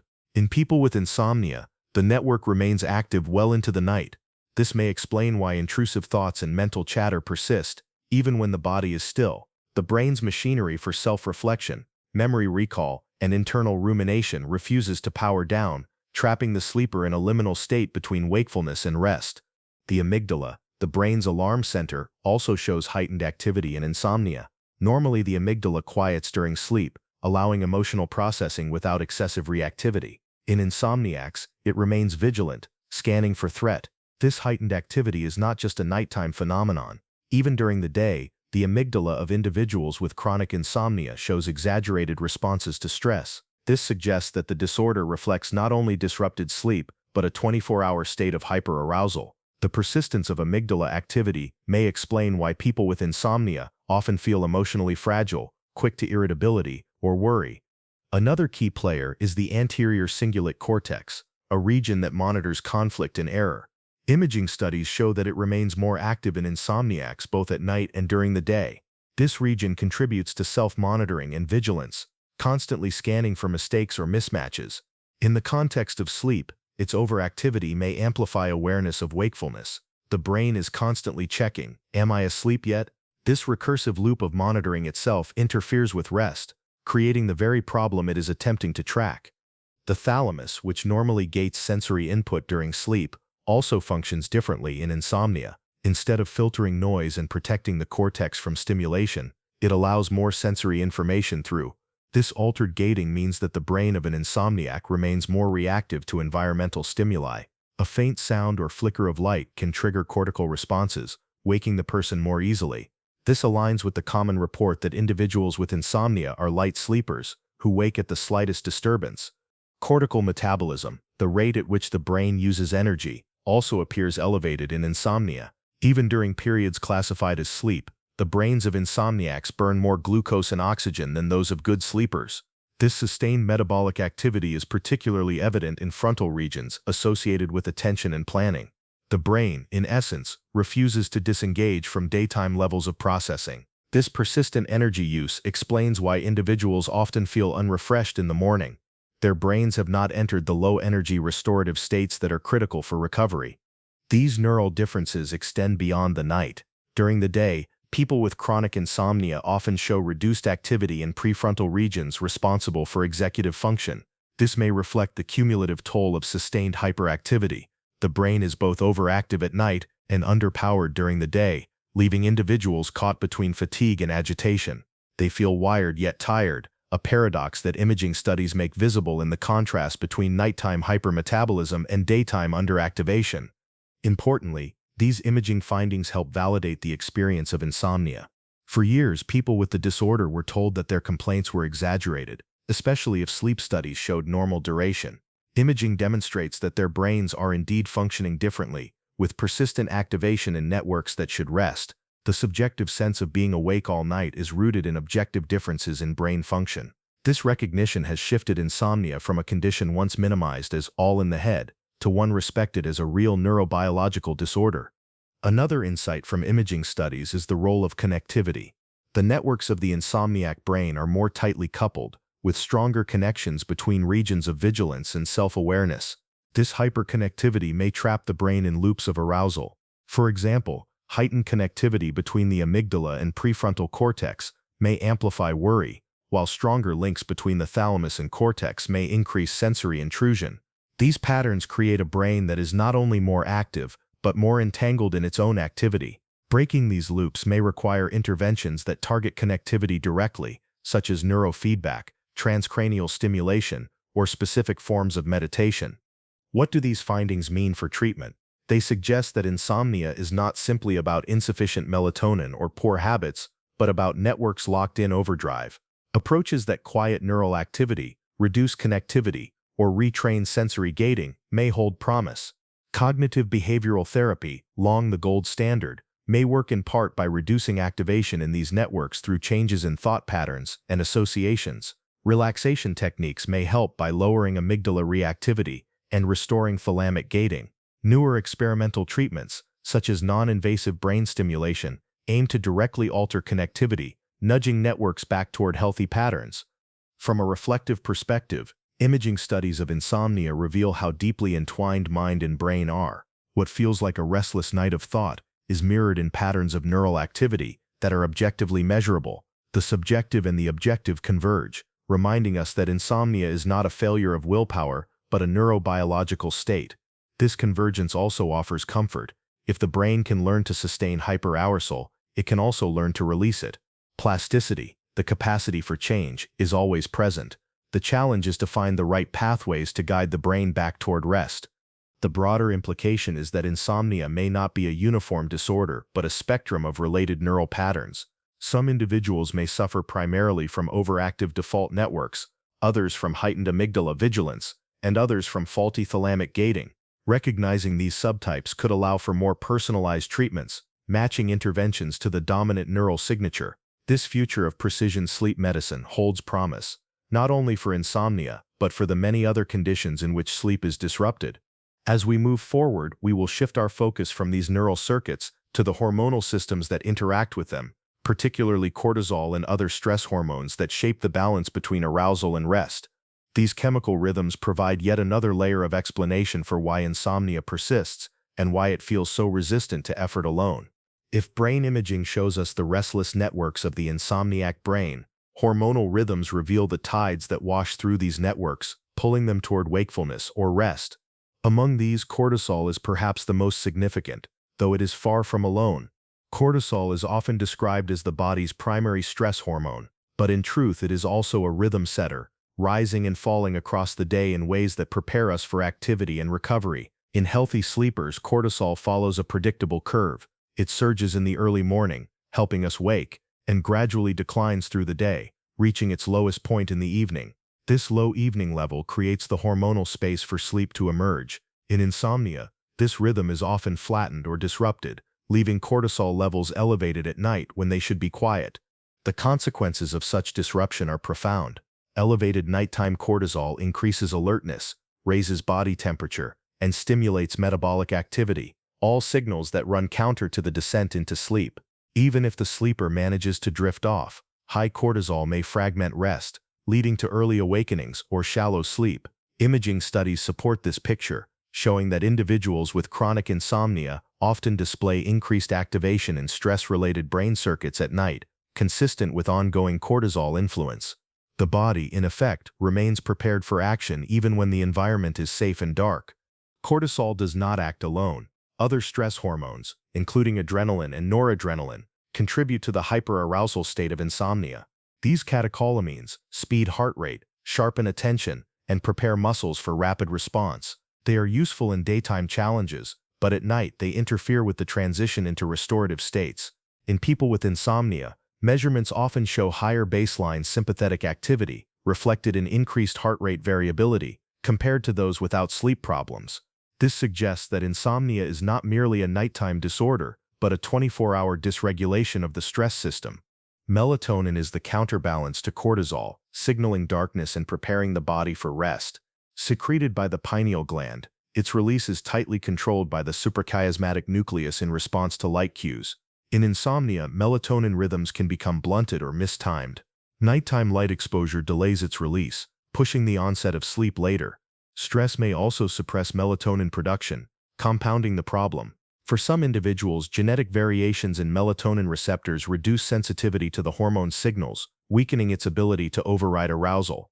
This interplay of elevated cortisol and diminished melatonin creates a hormonal environment tilted toward wakefulness. Growth hormone, released during deep slow-wave sleep, is another player affected by insomnia. Its secretion is tightly tied to the depth and continuity of sleep. When insomnia fragments these stages, growth hormone release is reduced. This has cascading effects on tissue repair, metabolism, and immune function. While people often think of insomnia as a cognitive or emotional problem, its hormonal consequences extend into physical health, explaining associations with metabolic disorders, cardiovascular disease, and impaired healing. Leptin and ghrelin, hormones that regulate appetite, are also altered by poor sleep. Insomnia and sleep restriction both reduce leptin, which signals satiety, and increase ghrelin, which stimulates hunger. This shift promotes overeating, particularly of calorie-dense foods. Over time, this hormonal imbalance can contribute to weight gain, which in turn increases risk for conditions such as sleep apnea, further worsening insomnia. In this way, hormonal disruptions form feedback loops that entrench the disorder. Another important hormone in the context of insomnia is orexin, also called hypocretin. Produced in the hypothalamus, orexin plays a key role in maintaining wakefulness. In normal sleep, orexin levels decline at night, allowing rest to emerge. In insomnia, orexin signaling may remain elevated, sustaining arousal. This hypothesis is supported by research into narcolepsy, a disorder characterized by orexin deficiency and excessive sleepiness. Insomnia may represent the opposite problem, too much orexin activity, keeping the brain on high alert. Drugs targeting orexin receptors are now being developed as potential treatments for insomnia, reflecting this line of evidence. The interaction between these hormones is complex and dynamic. Cortisol, melatonin, growth hormone, leptin, ghrelin, and orexin do not act in isolation but in concert, shaping the body's readiness for wakefulness or rest. In insomnia, the orchestration falters. Cortisol remains high, melatonin arrives late or weak, growth hormone release is blunted, appetite hormones shift, and orexin sustains wakefulness. Together, these changes produce a state of internal jet lag, where the body's signals conflict rather than harmonize. It is also important to note that hormonal rhythms are not static. They are highly sensitive to behavior and environment. Light exposure, meal timing, exercise, and stress management all influence hormone release. This means that while genetic predispositions matter, Lifestyle choices can either worsen or mitigate hormonal disruption. Regular exposure to morning light strengthens melatonin rhythms. Consistent mealtimes stabilize leptin and ghrelin cycles. Evening relaxation reduces cortisol. These adjustments do not cure insomnia overnight, but they realign the hormonal tides in ways that support rest. From a reflective perspective, the hormonal dimension of insomnia reveals the deep integration of body and mind. Sleeplessness is not only about thoughts racing in the dark, but about chemical messengers coursing through the bloodstream, carrying signals of vigilance or surrender. To struggle with insomnia is to be caught in a tide of hormones that no single act of will can override. Yet it also means that sleep is not lost beyond recovery. By gently guiding the rhythms of light, activity, and stress, one can influence the hormonal landscape, creating conditions where rest becomes possible again. The study of hormones in insomnia also underscores a broader truth. Sleep is a systemic state, not confined to the brain. It involves the coordination of neural networks, hormonal rhythms, metabolic signals, and environmental cues. When any one of these systems falters, the whole structure wobbles. This explains why insomnia is so persistent and so resistant to simple fixes. It is not one problem but many, woven together in complex feedback loops. Yet this complexity is not cause for despair. It opens multiple avenues for intervention. Some may benefit from focusing on stress reduction to lower cortisol. Others may find improvement through light exposure to strengthen melatonin rhythms. Still others may need to address metabolic health, appetite regulation, or orexin signaling. Each pathway offers a lever for shifting the system, and together they form a toolkit for restoring balance. As we leave this section, the image that remains is one of tides, hormonal waves rising and falling, sometimes in harmony, sometimes out of sync. Insomnia occurs when these tides clash, leaving the sleeper stranded between wakefulness and rest. In the next section, we will consider the consequences of such disrupted sleep, not only in terms of subjective fatigue, but across domains of cognitive performance, emotional stability, and physical health. The consequences of insomnia ripple outward from the night into every corner of daily life. At first glance, these consequences appear obvious: fatigue, irritability, a sense of heaviness that clings to the body and mind. Yet closer study shows that insomnia affects not only how a person feels, but how they think, how they regulate emotions, how their body functions, and even how long they live. It is not simply a matter of feeling tired. It is a disorder that reshapes cognition, mood, physiology, and social interaction.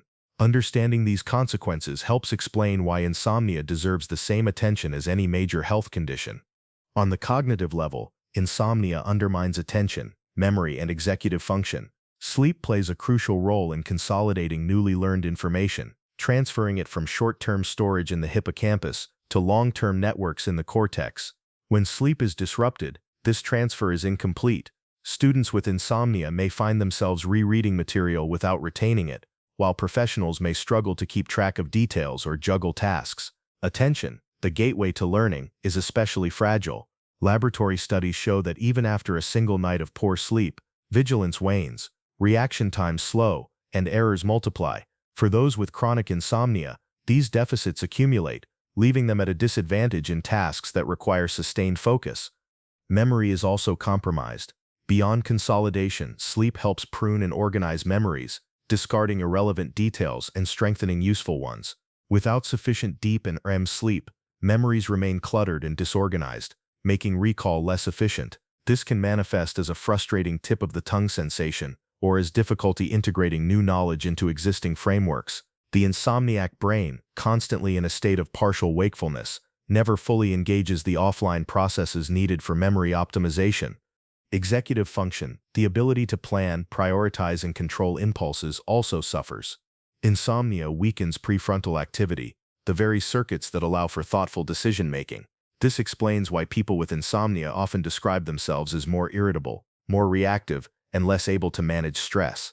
Small frustrations feel overwhelming, and decisions that normally require clear weighing of options become muddled. Over time, these impairments can erode confidence, creating a vicious cycle where stress about reduced performance further disrupts sleep. The emotional consequences of insomnia are equally significant.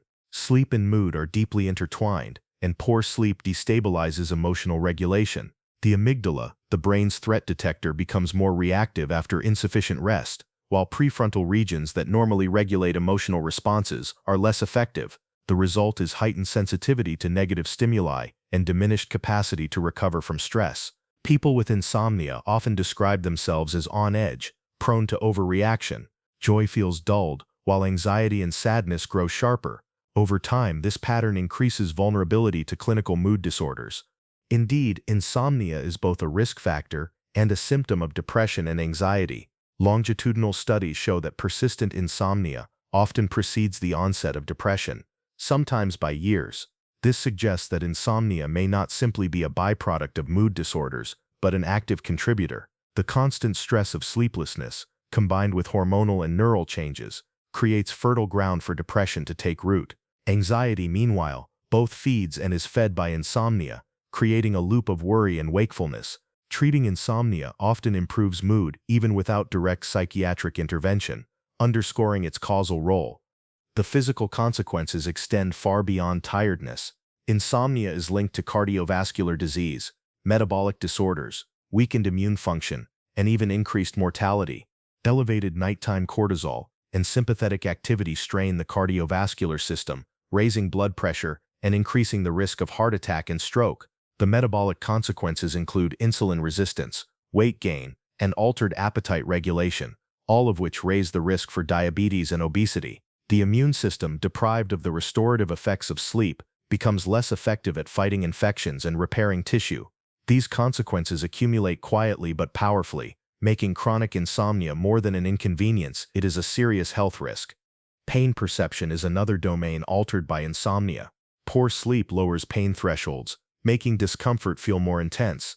This is particularly problematic for individuals with chronic pain conditions, as insomnia amplifies their suffering and creates a feedback loop. Pain disrupts sleep, and disrupted sleep magnifies pain. Brain imaging suggests that insomnia reduces activity in natural pain-inhibiting pathways, leaving the nervous system more sensitive. This heightened perception of pain adds to the daily burden of insomnia and can make even ordinary sensations feel overwhelming. The consequences also extend into social life. Sleep-deprived individuals are less able to read facial expressions accurately, more likely to misinterpret neutral expressions as hostile, and less skilled at managing social interactions. This can strain relationships at home and at work. Partners of those with insomnia often experience disrupted sleep themselves, compounding the toll on families. Social withdrawal, irritability, and reduced empathy, all linked to poor sleep, can isolate individuals further, depriving them of the support that could help them recover. Occupational performance suffers as well. Studies show that workers with chronic insomnia are more likely to miss work, perform poorly, and experience accidents. Driving after a sleepless night can be as dangerous as driving under the influence of alcohol, with slowed reactions and impaired judgment. For those in safety-critical professions, pilots, surgeons, truck drivers, the risks are even higher. Insomnia, then, is not just a personal health issue but a public safety concern. Despite these consequences, many people underestimate insomnia's seriousness, dismissing it as a nuisance rather than a disorder. This minimization is partly cultural, reflecting a modern tendency to glorify sleeplessness as a badge of productivity. Yet science makes clear that the costs are substantial. The World Health Organization has identified insufficient sleep as a global health challenge, and chronic insomnia contributes significantly to that burden. Recognizing its impact is the first step toward treating it with the seriousness it deserves. Reflecting on these consequences, one sees insomnia not as an isolated problem, but as a condition that reshapes the landscape of life. Cognition, emotion, physiology, and social connection all bend under its influence. The insomniac's struggle is not confined to the night, but extends into the day, touching every decision, every interaction, every heartbeat. Understanding this breadth helps shift the conversation from just try to sleep more to a recognition that insomnia is a multifaceted disorder requiring comprehensive attention. Yet within these consequences lies a quiet lesson. The fragility revealed by insomnia underscores the importance of sleep in human life. We often treat rest as negotiable, something to be trimmed in the name of productivity. Insomnia shows us the cost of that neglect, not in abstract numbers but in lived suffering. It reminds us that sleep is not a luxury, but a pillar of health, as essential as food, water, and air. To take insomnia seriously is to acknowledge the fundamental role of rest in sustaining life. As we move into the next section, we will examine why quick fixes, Particularly medications and shortcuts often fail to resolve insomnia in the long term, and why the path to recovery usually requires deeper, more sustained changes in thought, behavior, and environment. When faced with the exhaustion and frustration of chronic insomnia, it is natural to seek quick relief. The mind, desperate for rest, looks for solutions that promise immediate results. Pharmacological aids, herbal remedies, specialized pillows, sound machines, and countless over-the-counter products are marketed as answers to sleeplessness. While many of these options can offer short-term improvement, most fail to resolve insomnia in the long run. Understanding why these quick fixes so often disappoint requires looking at how insomnia functions, not merely as a symptom, but as a self-sustaining condition rooted in behavior, cognition, and physiology. The first category of quick fixes is medication. Hypnotic drugs, including benzodiazepines, so-called Z drugs, antihistamines, and newer orexin antagonists, can certainly induce sleep. They reduce the latency to fall asleep and may extend total sleep time, particularly in the first nights of use. For someone who has gone days without adequate rest, the effect can feel miraculous. Yet with continued use, the benefits often diminish. The brain adapts, developing tolerance. What once brought several hours of sleep may, within weeks, produce only fragmented rest. To recapture the effect, higher doses are sometimes used, increasing the risk of side effects such as daytime sedation, impaired memory, and reduced coordination. In older adults, these side effects translate into falls, fractures, and hospitalizations. For these reasons, most clinical guidelines recommend limiting the use of hypnotics to short courses, if at all. The second problem with medication is that it addresses the symptom of sleeplessness without resolving its drivers. If insomnia is fueled by hyperarousal, conditioned worry, or circadian misalignment, a pill may override these signals temporarily, but does not correct them. Once the medication is stopped, the insomnia often returns. Sometimes it rebounds more intensely, with sleep difficulties worsening beyond their original severity. This rebound insomnia is particularly common with benzodiazepines and Z drugs, making discontinuation challenging. Patients who experience rebound often feel trapped, dependent on a pill for even minimal rest, and fearful of the chaos that withdrawal brings. Over-the-counter sleep aids and herbal remedies are not immune to these problems. Antihistamines, common in many nighttime products, cause drowsiness but also next-day grogginess and cognitive slowing. Herbal supplements such as valerian or kava show inconsistent evidence, with some studies suggesting mild benefit and others showing no effect beyond placebo. Melatonin, often touted as a natural sleep aid, is more complex. While useful for circadian rhythm disorders such as jet lag or delayed sleep phase, its efficacy in chronic insomnia is limited. Misuse is common, with doses far exceeding physiological levels and timing that undermines its effectiveness. The result is disappointment and confusion. Another class of quick fixes involves environmental gadgets. White noise machines, weighted blankets, cooling pillows, and blackout curtains can improve comfort and reduce disturbance, but they rarely solve chronic insomnia on their own.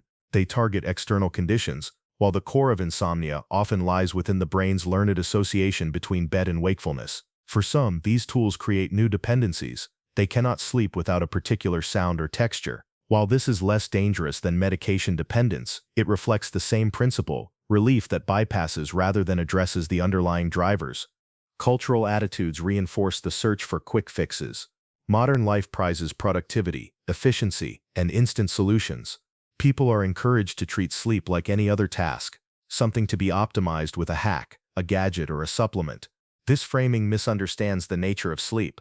Unlike tasks that yield to effort, sleep resists direct control. The more one tries to force it, the more elusive it becomes. Quick fixes appeal to the desire for control, but rarely succeed in restoring the effortless surrender that true rest requires. A deeper problem with quick fixes is that they often perpetuate the very cognitive and behavioral patterns that sustain insomnia. When someone relies on a pill or device, they implicitly reinforce the belief that they cannot sleep without external help. This belief increases anxiety on nights when the aid is unavailable, fueling hyperarousal. The cycle continues. Reliance strengthens helplessness. Helplessness deepens insomnia. In this sense, quick fixes may not just fail to cure insomnia, they may entrench it. There are, of course, exceptions. For acute insomnia, short-term difficulties triggered by stress or illness, temporary use of medication or environmental aids can be appropriate. They provide relief during a vulnerable period and may prevent the consolidation of insomnia into a chronic condition. The key difference is duration and intent. When used sparingly, with awareness that they are temporary supports, quick fixes can serve a role. It is when they become the sole strategy, replacing deeper approaches, that they fail. Understanding these limitations shifts the focus toward interventions that address the roots of insomnia. Cognitive behavioral therapy for insomnia, or CBT-I, is considered the gold standard precisely because it targets the mechanisms that sustain the disorder.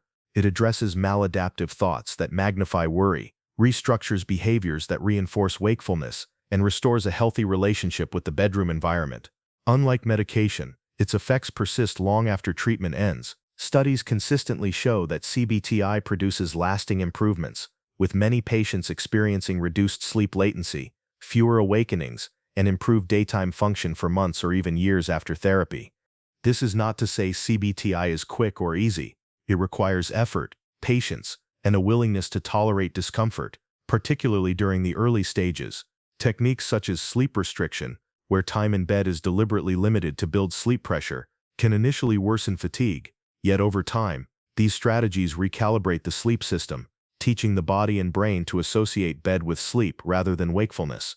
The difference is that CBT-I works with the natural biology of sleep rather than overriding it. Reflecting on why quick fixes fail offers a larger lesson about the nature of insomnia. The disorder is not simply the absence of sleep, but a learned state of vigilance, maintained by brain networks, hormonal rhythms, and cognitive habits. Because it is learned, it requires unlearning. Quick fixes, by bypassing this process, offer relief without transformation. They soothe symptoms while leaving causes untouched. True recovery comes not from forcing sleep, but from creating the conditions in which the body remembers how to rest. This realization can be both sobering and hopeful. Sobering, because it means there is no instant cure, no magic pill. Hopeful, because it means insomnia is not immutable. Just as the brain has learned to stay awake at night, it can relearn how to sleep. This process requires time and patience, but its effects are enduring. Quick fixes fade, learned rest endures. As we move into the next section, we will examine cognitive behavioral therapy for insomnia in more detail, exploring how its structured techniques reshape thought and behavior to bring lasting relief. Cognitive behavioral therapy for insomnia, often abbreviated as CBT-I, is considered by many researchers and clinicians to be the most effective non-pharmacological treatment for chronic sleeplessness. Unlike pills or gadgets, which act mainly at the surface level, CBT-I digs into the roots of insomnia, the thoughts that amplify worry, the behaviors that reinforce wakefulness, and the conditioned associations that transform the bed into a battleground. To appreciate why this approach works, it helps to trace each of its major components, see how they interact with the biology of sleep, and understand why the effects endure long after the program ends. CBT-I begins with education. Many people with insomnia hold distorted beliefs about sleep, that one poor night will ruin the following day beyond repair, that adults must always obtain a precise number of hours to function, or that lying in bed with eyes closed is at least partially restorative. These beliefs increase anxiety, which itself interferes with rest. By clarifying how sleep actually works, explaining circadian rhythms, sleep pressure, and the variability of individual needs, therapists help patients recalibrate expectations. This psychoeducation is not abstract. It directly reduces the catastrophic thinking that fuels hyperarousal. When a person understands that one short night is not disastrous, the pressure to sleep eases, making it more likely to occur. Another core technique is stimulus control. Over months or years of sleepless nights, many individuals come to associate the bed with wakefulness, frustration, and worry. The principle of stimulus control is to break this association and rebuild a healthier one. The rules are simple but powerful. Go to bed only when sleepy. Use the bed only for sleep and intimacy. And if unable to fall asleep within a short period, leave the bedroom until drowsiness returns. Though this may seem counterintuitive, after all, isn't lying in bed trying to sleep the goal? It leverages classical conditioning. By ensuring that time in bed consistently pairs with sleep rather than wakefulness, the brain gradually relearns that the bed is a cue for rest. Sleep restriction is another pillar of CBT-I, though the name can be misleading. The technique does not aim to deprive patients but to consolidate sleep. Many insomniacs spend excessive time in bed, hoping that longer hours will yield more rest. Instead, this dilutes sleep drive, leading to fragmented nights and longer periods of wakefulness. Sleep restriction sets a fixed window, perhaps shorter than the patient's current time in bed, based on average total sleep time. For example, someone spending 8 hours in bed but sleeping only 5 may be assigned a 5-hour window. Initially, this increases sleep pressure, making it easier to fall and stay asleep. Over time, as sleep becomes more consolidated, the window is gradually expanded. The end result is not less sleep, but more efficient, restorative rest. Relaxation training complements these behavioral strategies by targeting physiological arousal. Techniques such as progressive muscle relaxation, diaphragmatic breathing, or mindfulness meditation calm the sympathetic nervous system, reduce cortisol, and shift the body toward parasympathetic dominance, the state most conducive to sleep. These methods also offer tools for managing bedtime anxiety. Instead of fighting thoughts or attempting to will sleep into being, patients learn to notice sensations without judgment, cultivating acceptance rather than resistance. This reduces the mental loops that otherwise keep the brain alert. Cognitive restructuring addresses the thought patterns that perpetuate insomnia.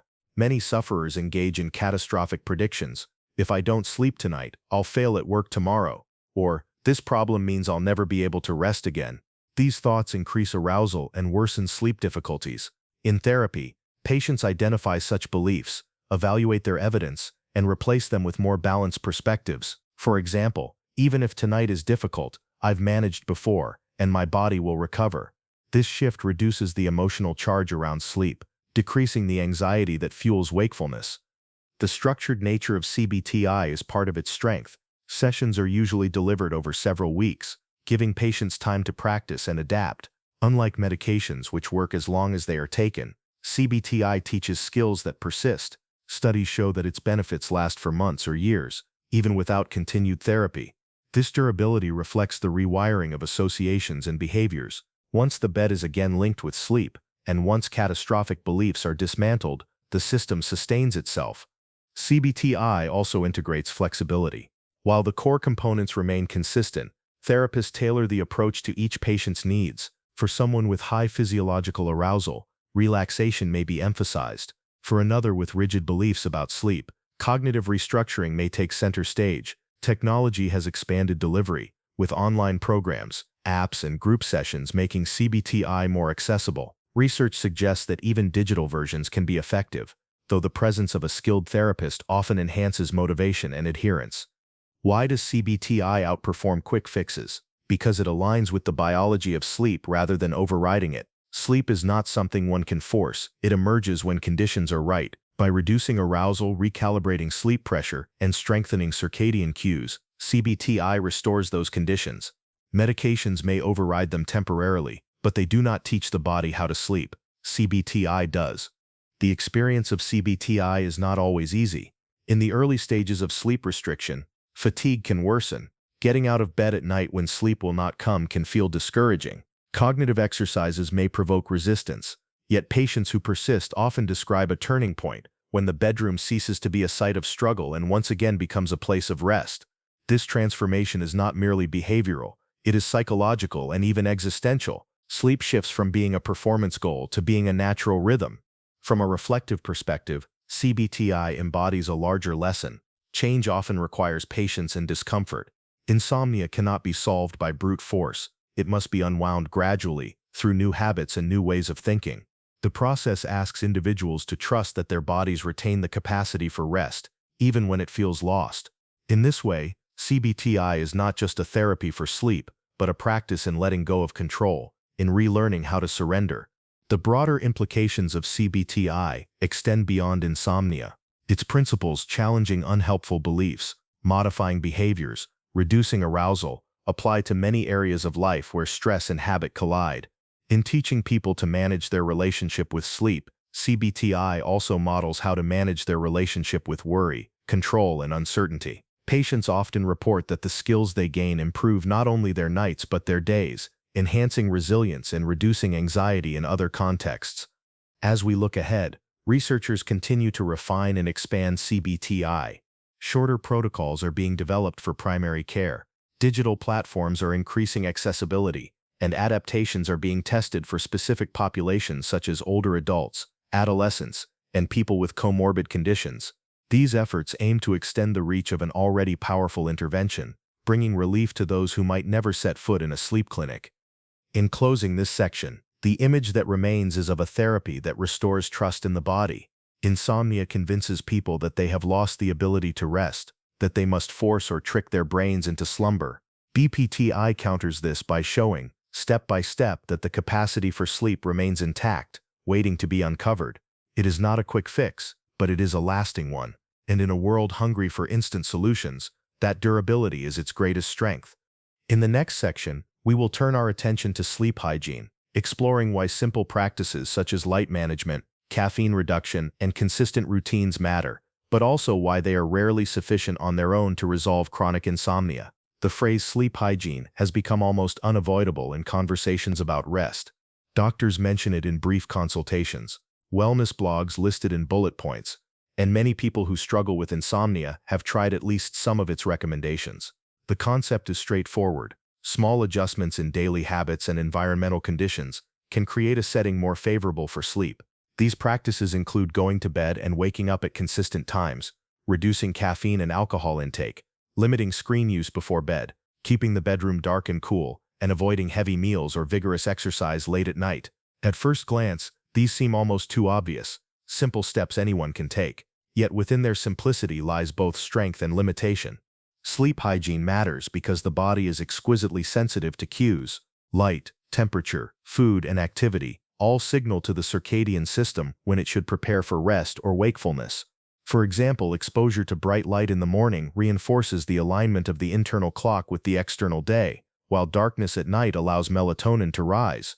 Conversely, irregular exposure, staring at bright screens before bed, sleeping in on weekends, confuses the system, blurring the boundary between day and night. In this sense, good sleep hygiene provides consistent cues that strengthen circadian rhythms, making the brain more likely to transition smoothly into sleep. Caffeine and alcohol are two of the most potent disruptors addressed by sleep hygiene. Caffeine blocks adenosine receptors, masking the buildup of sleep pressure. Even if consumed early in the afternoon, its effects may linger into the night for slow metabolizers. Alcohol, by contrast, accelerates sleep onset but fragments rest, particularly REM stages. Someone who drinks in the evening may fall asleep quickly, only to wake repeatedly in the early morning hours. Avoiding or moderating these substances is not merely a lifestyle choice, but a way of protecting the natural architecture of sleep. The environment of the bedroom plays a parallel role. Humans evolved to sleep in dark, quiet, cool conditions. Modern life often undermines this. Bedrooms glow with streetlights or digital devices, hum with noise from traffic or electronics, and retain heat from artificial insulation. Adjusting these factors using blackout curtains, sound masking, or temperature control reduces external disturbances that otherwise trigger micro-awakenings. For those already vulnerable to insomnia, such disturbances can be the difference between drifting back into slumber or lying awake for hours. Consistency is another cornerstone. The circadian system thrives on regularity. Going to bed and waking at widely varying times weakens the synchrony of internal clocks, making sleep less predictable. Sleep hygiene emphasizes stable schedules, even on weekends. This is often the most difficult recommendation for people to follow, as social and work demands pull them in different directions. Yet it is also among the most powerful for aligning the body's natural rhythms with the environment. Despite its strengths, sleep hygiene has limitations. On its own, it rarely resolves chronic insomnia. Research shows that while hygiene practices may improve sleep quality in those with mild disturbances, they are insufficient for individuals with entrenched patterns of hyperarousal and conditioned worry. Someone who lies awake at night with racing thoughts will not suddenly drift off simply because the room is cooler or the lights are dimmed. Sleep hygiene addresses external conditions, but insomnia often arises from internal states of mind and body. In fact, an overemphasis on sleep hygiene can sometimes backfire. Patients desperate for rest may adopt every recommendation rigidly, turning bedtime into a checklist of rules. If sleep does not follow, they blame themselves for failing to execute the protocol correctly. This pressure intensifies anxiety, reinforcing the very arousal that prevents rest. Thus, while sleep hygiene is useful, it must be applied with nuance and flexibility, not as a rigid doctrine. The role of sleep hygiene in therapy is best understood as foundational, rather than curative. Just as nutrition supports health but does not cure every illness, sleep hygiene provides the baseline conditions that make other interventions more effective. For example, CBT-I often includes hygiene recommendations, not as the main driver, but as a supportive framework, A person practicing stimulus control and cognitive restructuring will benefit more if caffeine is not blunting their sleep pressure, or if bright light is not suppressing their melatonin. In this sense, hygiene clears the ground so that deeper strategies can take root. One area where sleep hygiene is particularly effective is in circadian rhythm disorders. Individuals who struggle with delayed sleep phase, night owls who cannot fall asleep until the early morning, benefit greatly from consistent schedules, light exposure, and evening screen reduction. Similarly, those with irregular sleep due to shift work can use hygiene principles to anchor their rest as much as possible. In these cases, the problem is less about conditioned insomnia and more about misaligned timing, making hygiene interventions more directly impactful. Another important nuance is that sleep hygiene must be individualized. Not everyone responds equally to the same recommendations. Some people can tolerate a cup of coffee late in the day without consequence, while others remain alert until dawn. Some require near-total darkness to sleep, while others find comfort in a dim nightlight. The goal is not to follow a universal checklist, but to identify which factors matter most for a given individual. This requires self-observation, experimentation, and flexibility. Reflecting on sleep hygiene highlights the delicate interplay between environment and biology.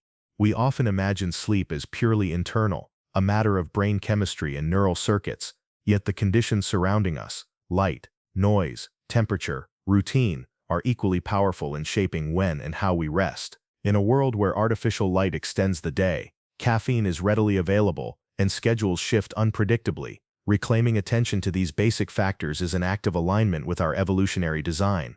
From a reflective perspective, sleep hygiene can be seen less as a medical prescription and more as a practice of respect for natural rhythms. It is a way of acknowledging that we are not separate from the cycles of light and dark, activity and rest, but embedded within them. By dimming lights in the evening, rising at a consistent time, or creating a cool, quiet bedroom, we are not merely following rules. We are signaling to our bodies that it is safe and time to surrender. This shift in framing from compliance to harmony can transform sleep hygiene from a burdensome checklist into a supportive ritual. As we close this section, the message is clear. Sleep hygiene is important, but it is not a cure-all. It is the soil in which other treatments grow, the supportive ground that allows the nervous system to recalibrate. Without it, other strategies may falter. With it, they flourish. In the next section, we will explore how relaxation and mind-body practices, breathing, meditation, and progressive techniques offer additional tools for quieting arousal and inviting the nervous system into states of rest. When conventional strategies for sleep seem insufficient, many people turn toward practices that engage the mind and body directly. Relaxation techniques, meditation, and other mind-body practices are not quick fixes in the traditional sense, but methods that gradually reshape the physiological and psychological state underlying insomnia. Their power lies not in forcing sleep, but in creating a landscape where sleep can more easily unfold. To understand why these practices matter, it helps to examine both the biology they influence and the subjective experience they transform. At the core of many relaxation methods is the shift from sympathetic to parasympathetic dominance. The sympathetic nervous system, associated with fight-or-flight responses, keeps the body on high alert, heart rate elevated, breathing shallow, muscles tense. The parasympathetic system, by contrast, supports rest and digest functions. Heart rate slows, breathing deepens, digestion resumes, and muscles release. Insomnia is often characterized by excessive sympathetic activity, even at night. Relaxation practices target this imbalance, deliberately activating parasympathetic pathways to counter hyperarousal. Progressive muscle relaxation is one of the oldest and simplest methods. It involves systematically tensing and releasing different muscle groups, from toes to forehead. This technique works on two levels. Physiologically, it reduces muscle tension and lowers sympathetic output. Psychologically, it anchors attention in the body, diverting it from racing thoughts. Over time, the practice teaches awareness of tension and the ability to release it, skills that can be applied spontaneously when restlessness arises in bed.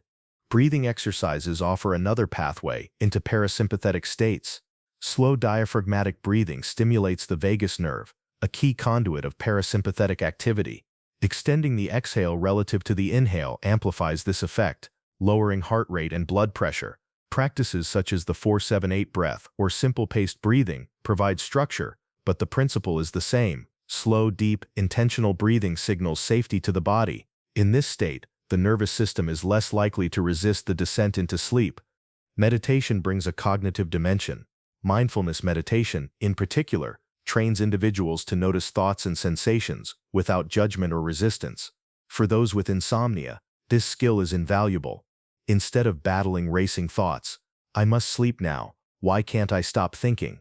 the meditator learns to observe them as transient events. This reduces the secondary anxiety that often prolongs wakefulness. Neuroimaging studies show that mindfulness practice decreases activity in the default mode network, the very system that remains overactive in insomnia. By quieting this network, meditation addresses a core neural driver of sleeplessness. Beyond mindfulness, other contemplative practices contribute in different ways. Loving kindness meditation, which cultivates feelings of compassion toward oneself and others, may counter the self-blame and frustration common in insomnia. Mantra-based practices, which repeat a calming phrase or sound, provide a focal point that interrupts rumination. Body scans, which move attention sequentially through bodily sensations, anchor awareness in the present moment. All of these share a common goal: reducing cognitive hyperarousal and re-establishing trust in the body's ability to rest. Yoga integrates both physical and meditative elements. Gentle stretches release muscular tension, while controlled breathing and mindful awareness cultivate calm. Certain poses, such as forward bends or restorative postures, are particularly soothing to the nervous system. Unlike vigorous exercise, which can increase arousal if performed late at night, restorative yoga is designed to prepare the body for rest. Research suggests that regular yoga practice improves sleep quality, reduces sleep latency, and decreases nighttime awakenings, especially in individuals with chronic insomnia. Tai Chi and Qigong, traditional practices rooted in Chinese medicine, also show promise. These slow, deliberate movements synchronize breath and body, promoting relaxation and balance. Their meditative quality reduces stress, while their physical component enhances circulation and flexibility. For older adults, these practices may be particularly valuable, offering both sleep benefits and improvements in balance, strength, and mood. Another category of relaxation practice is guided imagery. This involves visualizing calming scenes, walking along a beach, resting in a meadow, floating on water. The imagery engages sensory and emotional circuits in the brain, shifting attention away from worry. When practiced regularly, guided imagery can create a conditioned association between visualization and relaxation, making it easier to access states conducive to sleep. Biofeedback and neurofeedback extend these ideas with technology. Biofeedback provides real-time information about physiological states such as heart rate or muscle tension, teaching individuals to control them consciously. Neurofeedback applies similar principles to brainwaves, training individuals to increase or decrease specific patterns associated with relaxation or alertness. While more specialized, these approaches highlight the principle that awareness and feedback can help individuals reshape their internal states. Skeptics sometimes dismiss relaxation techniques as too gentle to address the stubbornness of insomnia, yet evidence suggests otherwise. Clinical trials show that relaxation training reduces sleep latency, decreases awakenings, and improves subjective sleep quality. While the effects may not be as immediate as medication, they persist with practice and carry no risk of tolerance or dependence. Moreover, relaxation techniques address the underlying problem of hyperarousal, making them more aligned with the biology of insomnia than temporary sedatives. Still, it is important to acknowledge limitations. Relaxation alone may not resolve chronic insomnia if maladaptive thoughts and behaviors remain unaddressed. Someone who practices breathing exercises but continues to spend excessive time in bed or catastrophize about sleeplessness may see only partial benefit. This is why relaxation is often integrated into broader approaches such as CBT-I, rather than used in isolation. From a reflective standpoint, mind-body practices invite a different relationship to sleep. Instead of framing rest as a performance goal, something to be achieved through effort, they emphasize surrender, presence, and acceptance. This shift is profound for those with insomnia, who often approach bedtime with dread and determination. Relaxation techniques remind them that sleep is not forced but allowed, not conquered but welcomed. Culturally, the popularity of meditation, yoga, and mindfulness reflects a broader hunger for balance in overstimulated societies. Insomnia, in this sense, is not only a personal disorder, but a symptom of collective hyperarousal. The very practices that help individuals rest may also serve as counterweights to a culture that glorifies speed, productivity, and constant connection. In practicing relaxation, Individuals reclaim a measure of slowness, teaching their bodies that it is safe to pause. In summary, relaxation and mind-body practices do not replace medical or behavioral treatments but enrich them. They address the physiological arousal, cognitive loops, and emotional strain that sustain insomnia.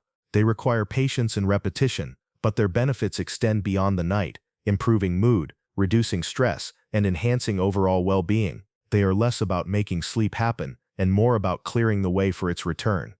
As we transition to the next section, we will explore the role of technology in insomnia, how modern tools can both hinder and help, offering data and interventions while also contributing to overstimulation and disrupted rhythms. Technology has become inseparable from modern life, shaping how we work, communicate, and even rest. Yet in the context of insomnia, its role is double-edged. On one side, technology introduces challenges that worsen sleep: the constant availability of light, the endless stimulation of screens, the demands of always-on connectivity. On the other side, new technologies offer tools for monitoring, understanding, and even treating insomnia. To appreciate the full picture, we must examine how technology disrupts rest, how it can be harnessed for recovery, and what this ambivalence teaches us about the relationship between humans and their creations. The most direct way technology disrupts sleep is through light. Digital devices, phones, tablets, laptops, televisions, emit light enriched in short wavelengths, often called blue light. These wavelengths are especially effective at suppressing melatonin, the hormone that signals darkness and prepares the body for sleep. Even brief exposure in the hours before bed can delay melatonin release, pushing the circadian clock later. This means that someone may go to bed at their usual hour but lie awake because their internal clock has not yet sent the signal for rest. For individuals already vulnerable to insomnia, this delay can extend wakefulness deep into the night. Beyond melatonin, the content delivered by technology amplifies arousal. Social media platforms are designed to capture attention, triggering emotional responses that activate the brain's reward and stress circuits. A late-night scroll can expose someone to stimulating news, social comparison, or conflict, leaving the mind restless. Even entertainment, while enjoyable, can delay the natural winding-down process. Streaming services encourage prolonged viewing, often carrying people well past their intended bedtime. The brain, instead of settling into quiet rhythms, remains engaged in narrative, music, and imagery. The problem is not only timing, but also accessibility. Portable devices bring stimulation into the bedroom itself. Many people check their phones while lying in bed, either to occupy wakeful moments or to reassure themselves during restless nights. This behavior, however, reinforces the association between bed and wakefulness, a key driver of insomnia. Each time the phone is checked, the brain pairs the bedroom with activity and light, further eroding the conditioned link between bed and sleep. Yet technology is not only a disruptor, it also offers tools for understanding and improving sleep. Wearable devices, such as smartwatches and rings, track movement, heart rate, and in some cases even oxygen levels, providing estimates of sleep duration and quality. While these devices are imperfect, they often overestimate or underestimate sleep. They can offer useful patterns. For some, the feedback encourages healthier routines, earlier bedtimes, reduced caffeine, increased activity. Seeing sleep visualized as data can validate concerns and motivate change. However, sleep tracking has its risks. Some individuals develop orthosomnia, a condition where anxiety about sleep data worsens insomnia. If a tracker shows poor sleep, the person may worry excessively, leading to greater arousal the following night. This illustrates a broader theme. Data without context can be harmful. While technology can illuminate sleep patterns, it must be interpreted with caution and used as guidance rather than judgment. Digital therapeutics represent a more structured use of technology in addressing insomnia. Online programs based on cognitive behavioral therapy for insomnia, CBT-I, deliver modules on stimulus control, sleep restriction, cognitive restructuring, and relaxation. These programs have been validated in clinical trials, showing significant improvements in sleep quality and daytime function. Their advantage is accessibility. Many people who suffer from insomnia never see a sleep specialist, but they can access digital therapy on a phone or computer. For those in rural areas with limited resources or hesitant to seek clinical help, digital CBT-I provides a lifeline. Apps also deliver mindfulness and relaxation exercises, guided meditations, breathing programs, and sleep stories are widely available, often free or low cost. While not replacements for full therapy, They provide tools for calming arousal and preparing the mind for rest. Many people find these apps especially helpful in the moment. When lying awake, headphones can guide them into slower breathing or soothing imagery. Over time, regular use may condition the brain to associate the practice with sleep onset, creating a new helpful ritual. Another promising frontier is neurotechnology. Devices using gentle electrical or magnetic stimulation aim to influence brain rhythms directly, promoting patterns associated with relaxation or slow-wave sleep. Early studies suggest potential benefits, though results remain mixed. Unlike medication, which acts chemically, these approaches attempt to nudge the brain's electrical activity toward healthier states. Whether they will become mainstream remains uncertain, but they represent a new wave of sleep interventions rooted in neuroscience. Light therapy is another technological application with strong evidence. For individuals with circadian rhythm disorders, such as delayed sleep phase or irregular schedules, exposure to bright light at specific times can shift the body's internal clock. Special lamps, designed to mimic morning sunlight, are used shortly after waking to anchor circadian rhythms. Conversely, light-blocking glasses or filters in the evening reduce melatonin suppression. For insomniacs with timing issues, these tools can be transformative, restoring alignment between the body and the environment. Technology also enables research on a scale never before possible. Smartphones and wearables collect vast amounts of data on sleep from millions of users, allowing scientists to map patterns across populations. These big data approaches reveal how sleep interacts with age, gender, lifestyle, and geography. Such insights refine our understanding of insomnia, identifying subtypes and predictors that can guide personalized treatment. The very devices that disrupt sleep also generate knowledge that may one day solve it. Still, the ambivalence of technology cannot be ignored. The same phone that delivers a mindfulness meditation also delivers work emails at midnight.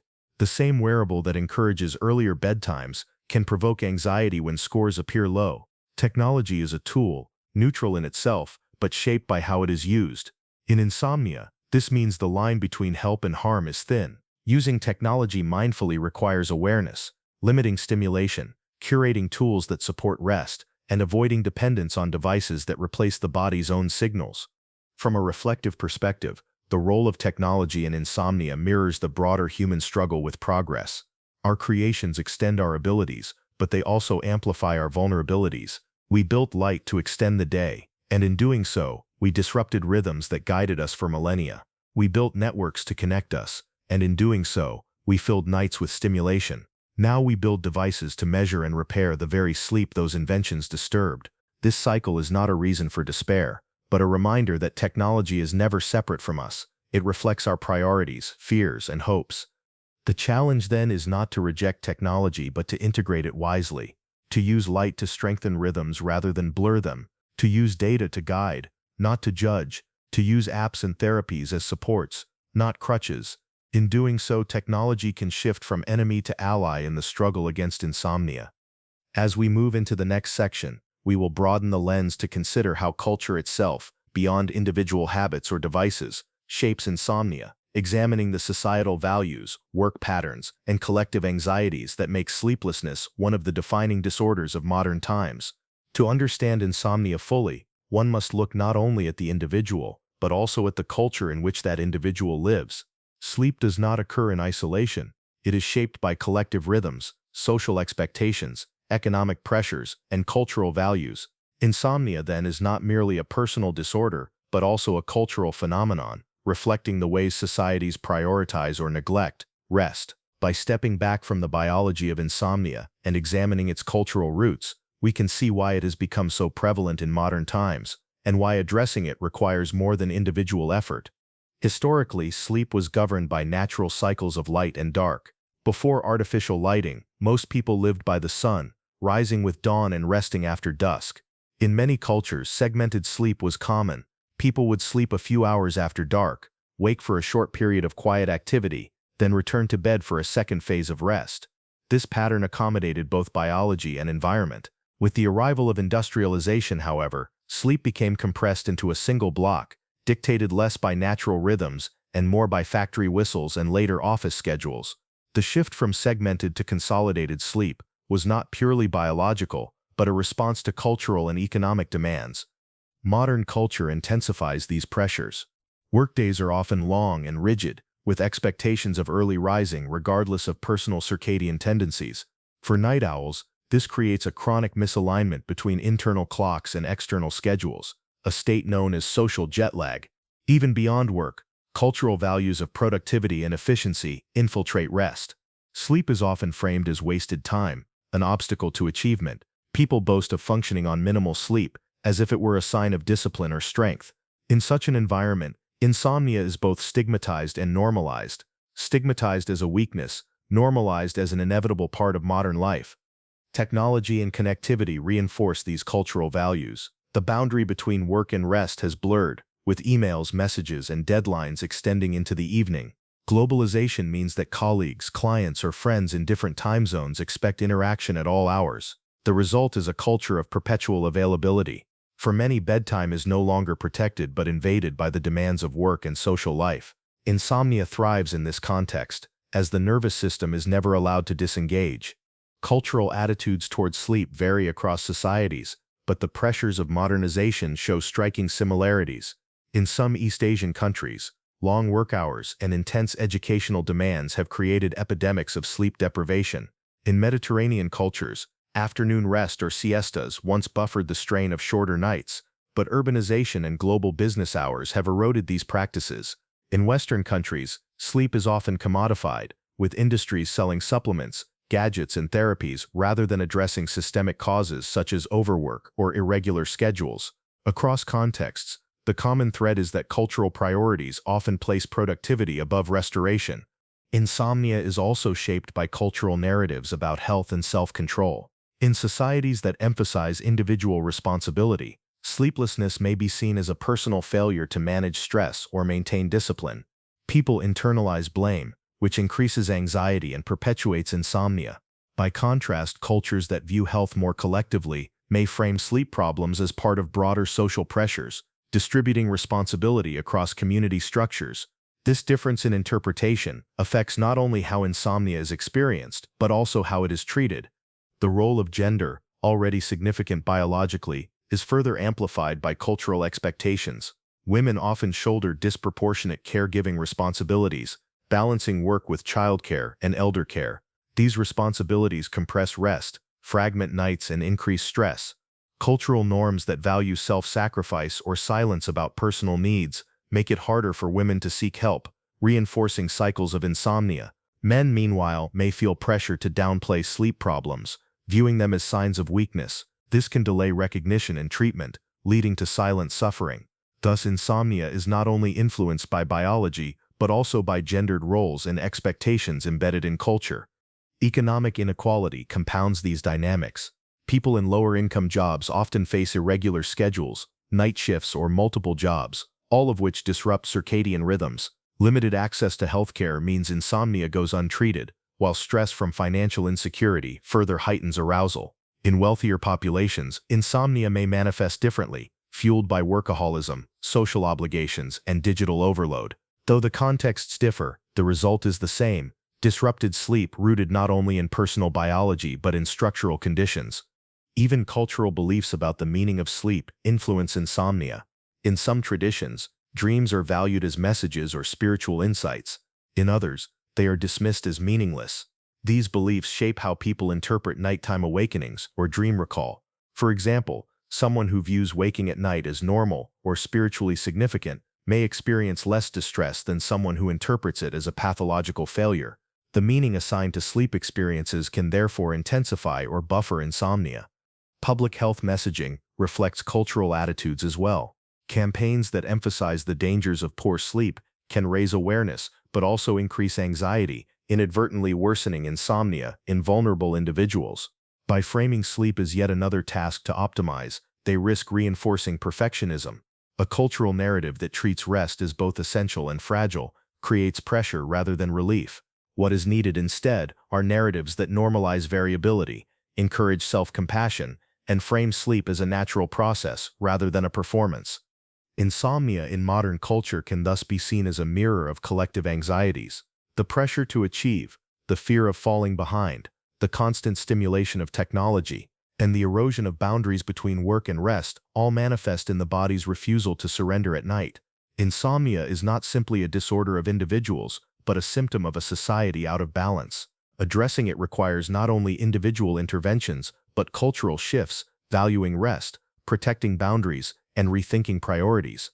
Yet within culture also lies potential for healing. Practices such as communal rest, siestas, meditation traditions, and rituals of winding down can buffer against insomnia. Societies that protect rest through labor laws, education, or cultural practices tend to report fewer sleep problems. On an individual level, reclaiming cultural practices of rest, whether turning off devices at sunset, observing rituals of quiet before bed, or sharing time of stillness with family, can serve as counterweights to insomnia. From a reflective perspective, considering insomnia through a cultural lens reminds us that rest is not just biological but social. To sleep well is to live in an environment that respects rhythms, values recovery, and acknowledges vulnerability. Modern culture often fails in this respect, but individuals can choose differently within their own spheres. To prioritize sleep is, in a sense, an act of resistance against a culture that demands constant wakefulness. As we prepare to close our exploration of insomnia, the final section will bring together biology, psychology, and culture, offering a synthesis of what we have learned, and a gentle reflection on how understanding these roots can help restore the possibility of rest. As we reach the final stage of this long journey through insomnia, it becomes important to weave together the many threads we have followed: the biology of sleep and wake, the psychology of worry and hyperarousal, the physiology of hormones and stress, the environment of light and noise, and the culture of productivity and restlessness. Each of these domains on its own offers an explanation, but insomnia emerges most clearly when seen as the meeting point of all of them. It is a disorder of intersections, a condition that arises where body, mind, and society collide. To understand it fully is to recognize that no single cause explains it, and no single solution cures it. The essence of insomnia lies in misalignment. Neural circuits designed to quiet remain active. Hormonal tides that should recede at dusk linger too high. Thoughts that should dissolve into dreams hold fast to waking concerns. The environment, instead of signaling safety, floods the senses with light and stimulation. The culture, instead of valuing restoration, glorifies wakefulness. Each misalignment adds to the others until the body forgets how to surrender to rest. What the sufferer feels lying awake, watching the clock, fearing the next day, is not weakness, but the natural outcome of these many cross signals. Throughout our exploration, we have seen that insomnia is not simply the absence of sleep, but the presence of wakefulness where it does not belong. Imaging studies reveal brains that remain metabolically active at night, with vigilance circuits engaged.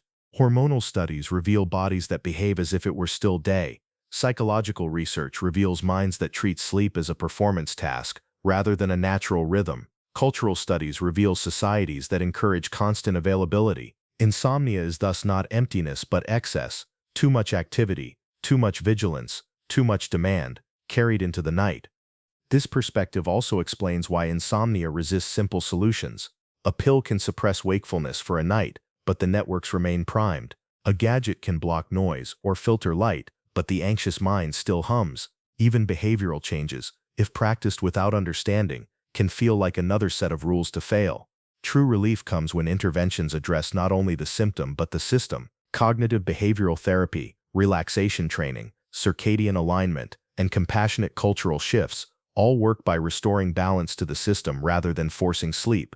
They teach the body to remember what it has not lost, the capacity to rest. The resilience of insomnia, its tendency to persist and recur, reflects the brain's extraordinary capacity for learning. The associations it forms between bed and wakefulness, between night and dread, between rest and failure, are strong because the brain is designed to remember patterns that matter. Unfortunately, insomnia trains the brain to remember vigilance at night. The hopeful counterpart to this is that the brain can be retrained. Through consistent practice, new associations form: bed with relaxation, night with quiet, rest with safety. This relearning is not immediate, but it is enduring. Insomnia also teaches us about vulnerability. It often emerges during times of stress, grief, or transition, moments when the mind and body are already strained. In this sense, it is a signal of sensitivity, a sign that the nervous system is finely tuned to detect disruption. While this sensitivity causes suffering, it is not inherently pathological. It reflects capacities that in other contexts may be strengths: vigilance, awareness, responsiveness. The challenge is to guide these capacities into balance, allowing vigilance to fade when danger is absent and awareness to soften into sleep. The consequences of insomnia, as we have seen, extend beyond the night. They affect memory, mood, pain, immunity, and social connection. This breadth underscores that sleep is not optional, but essential. The body uses sleep to heal, to consolidate, to regulate. When sleep falters, every system bears the weight. Yet even here, hope persists. Just as chronic insomnia erodes many domains of life, its treatment restores them. Better sleep improves cognition, stabilizes mood, reduces pain, strengthens immunity, and enhances relationships. The ripple effects of recovery mirror the ripple effects of disorder. At a societal level, insomnia invites reflection on values. A culture that prizes speed, productivity, and availability will produce sleeplessness as surely as one that pollutes the air will produce illness. To address insomnia only at the individual level is to overlook its roots in collective patterns.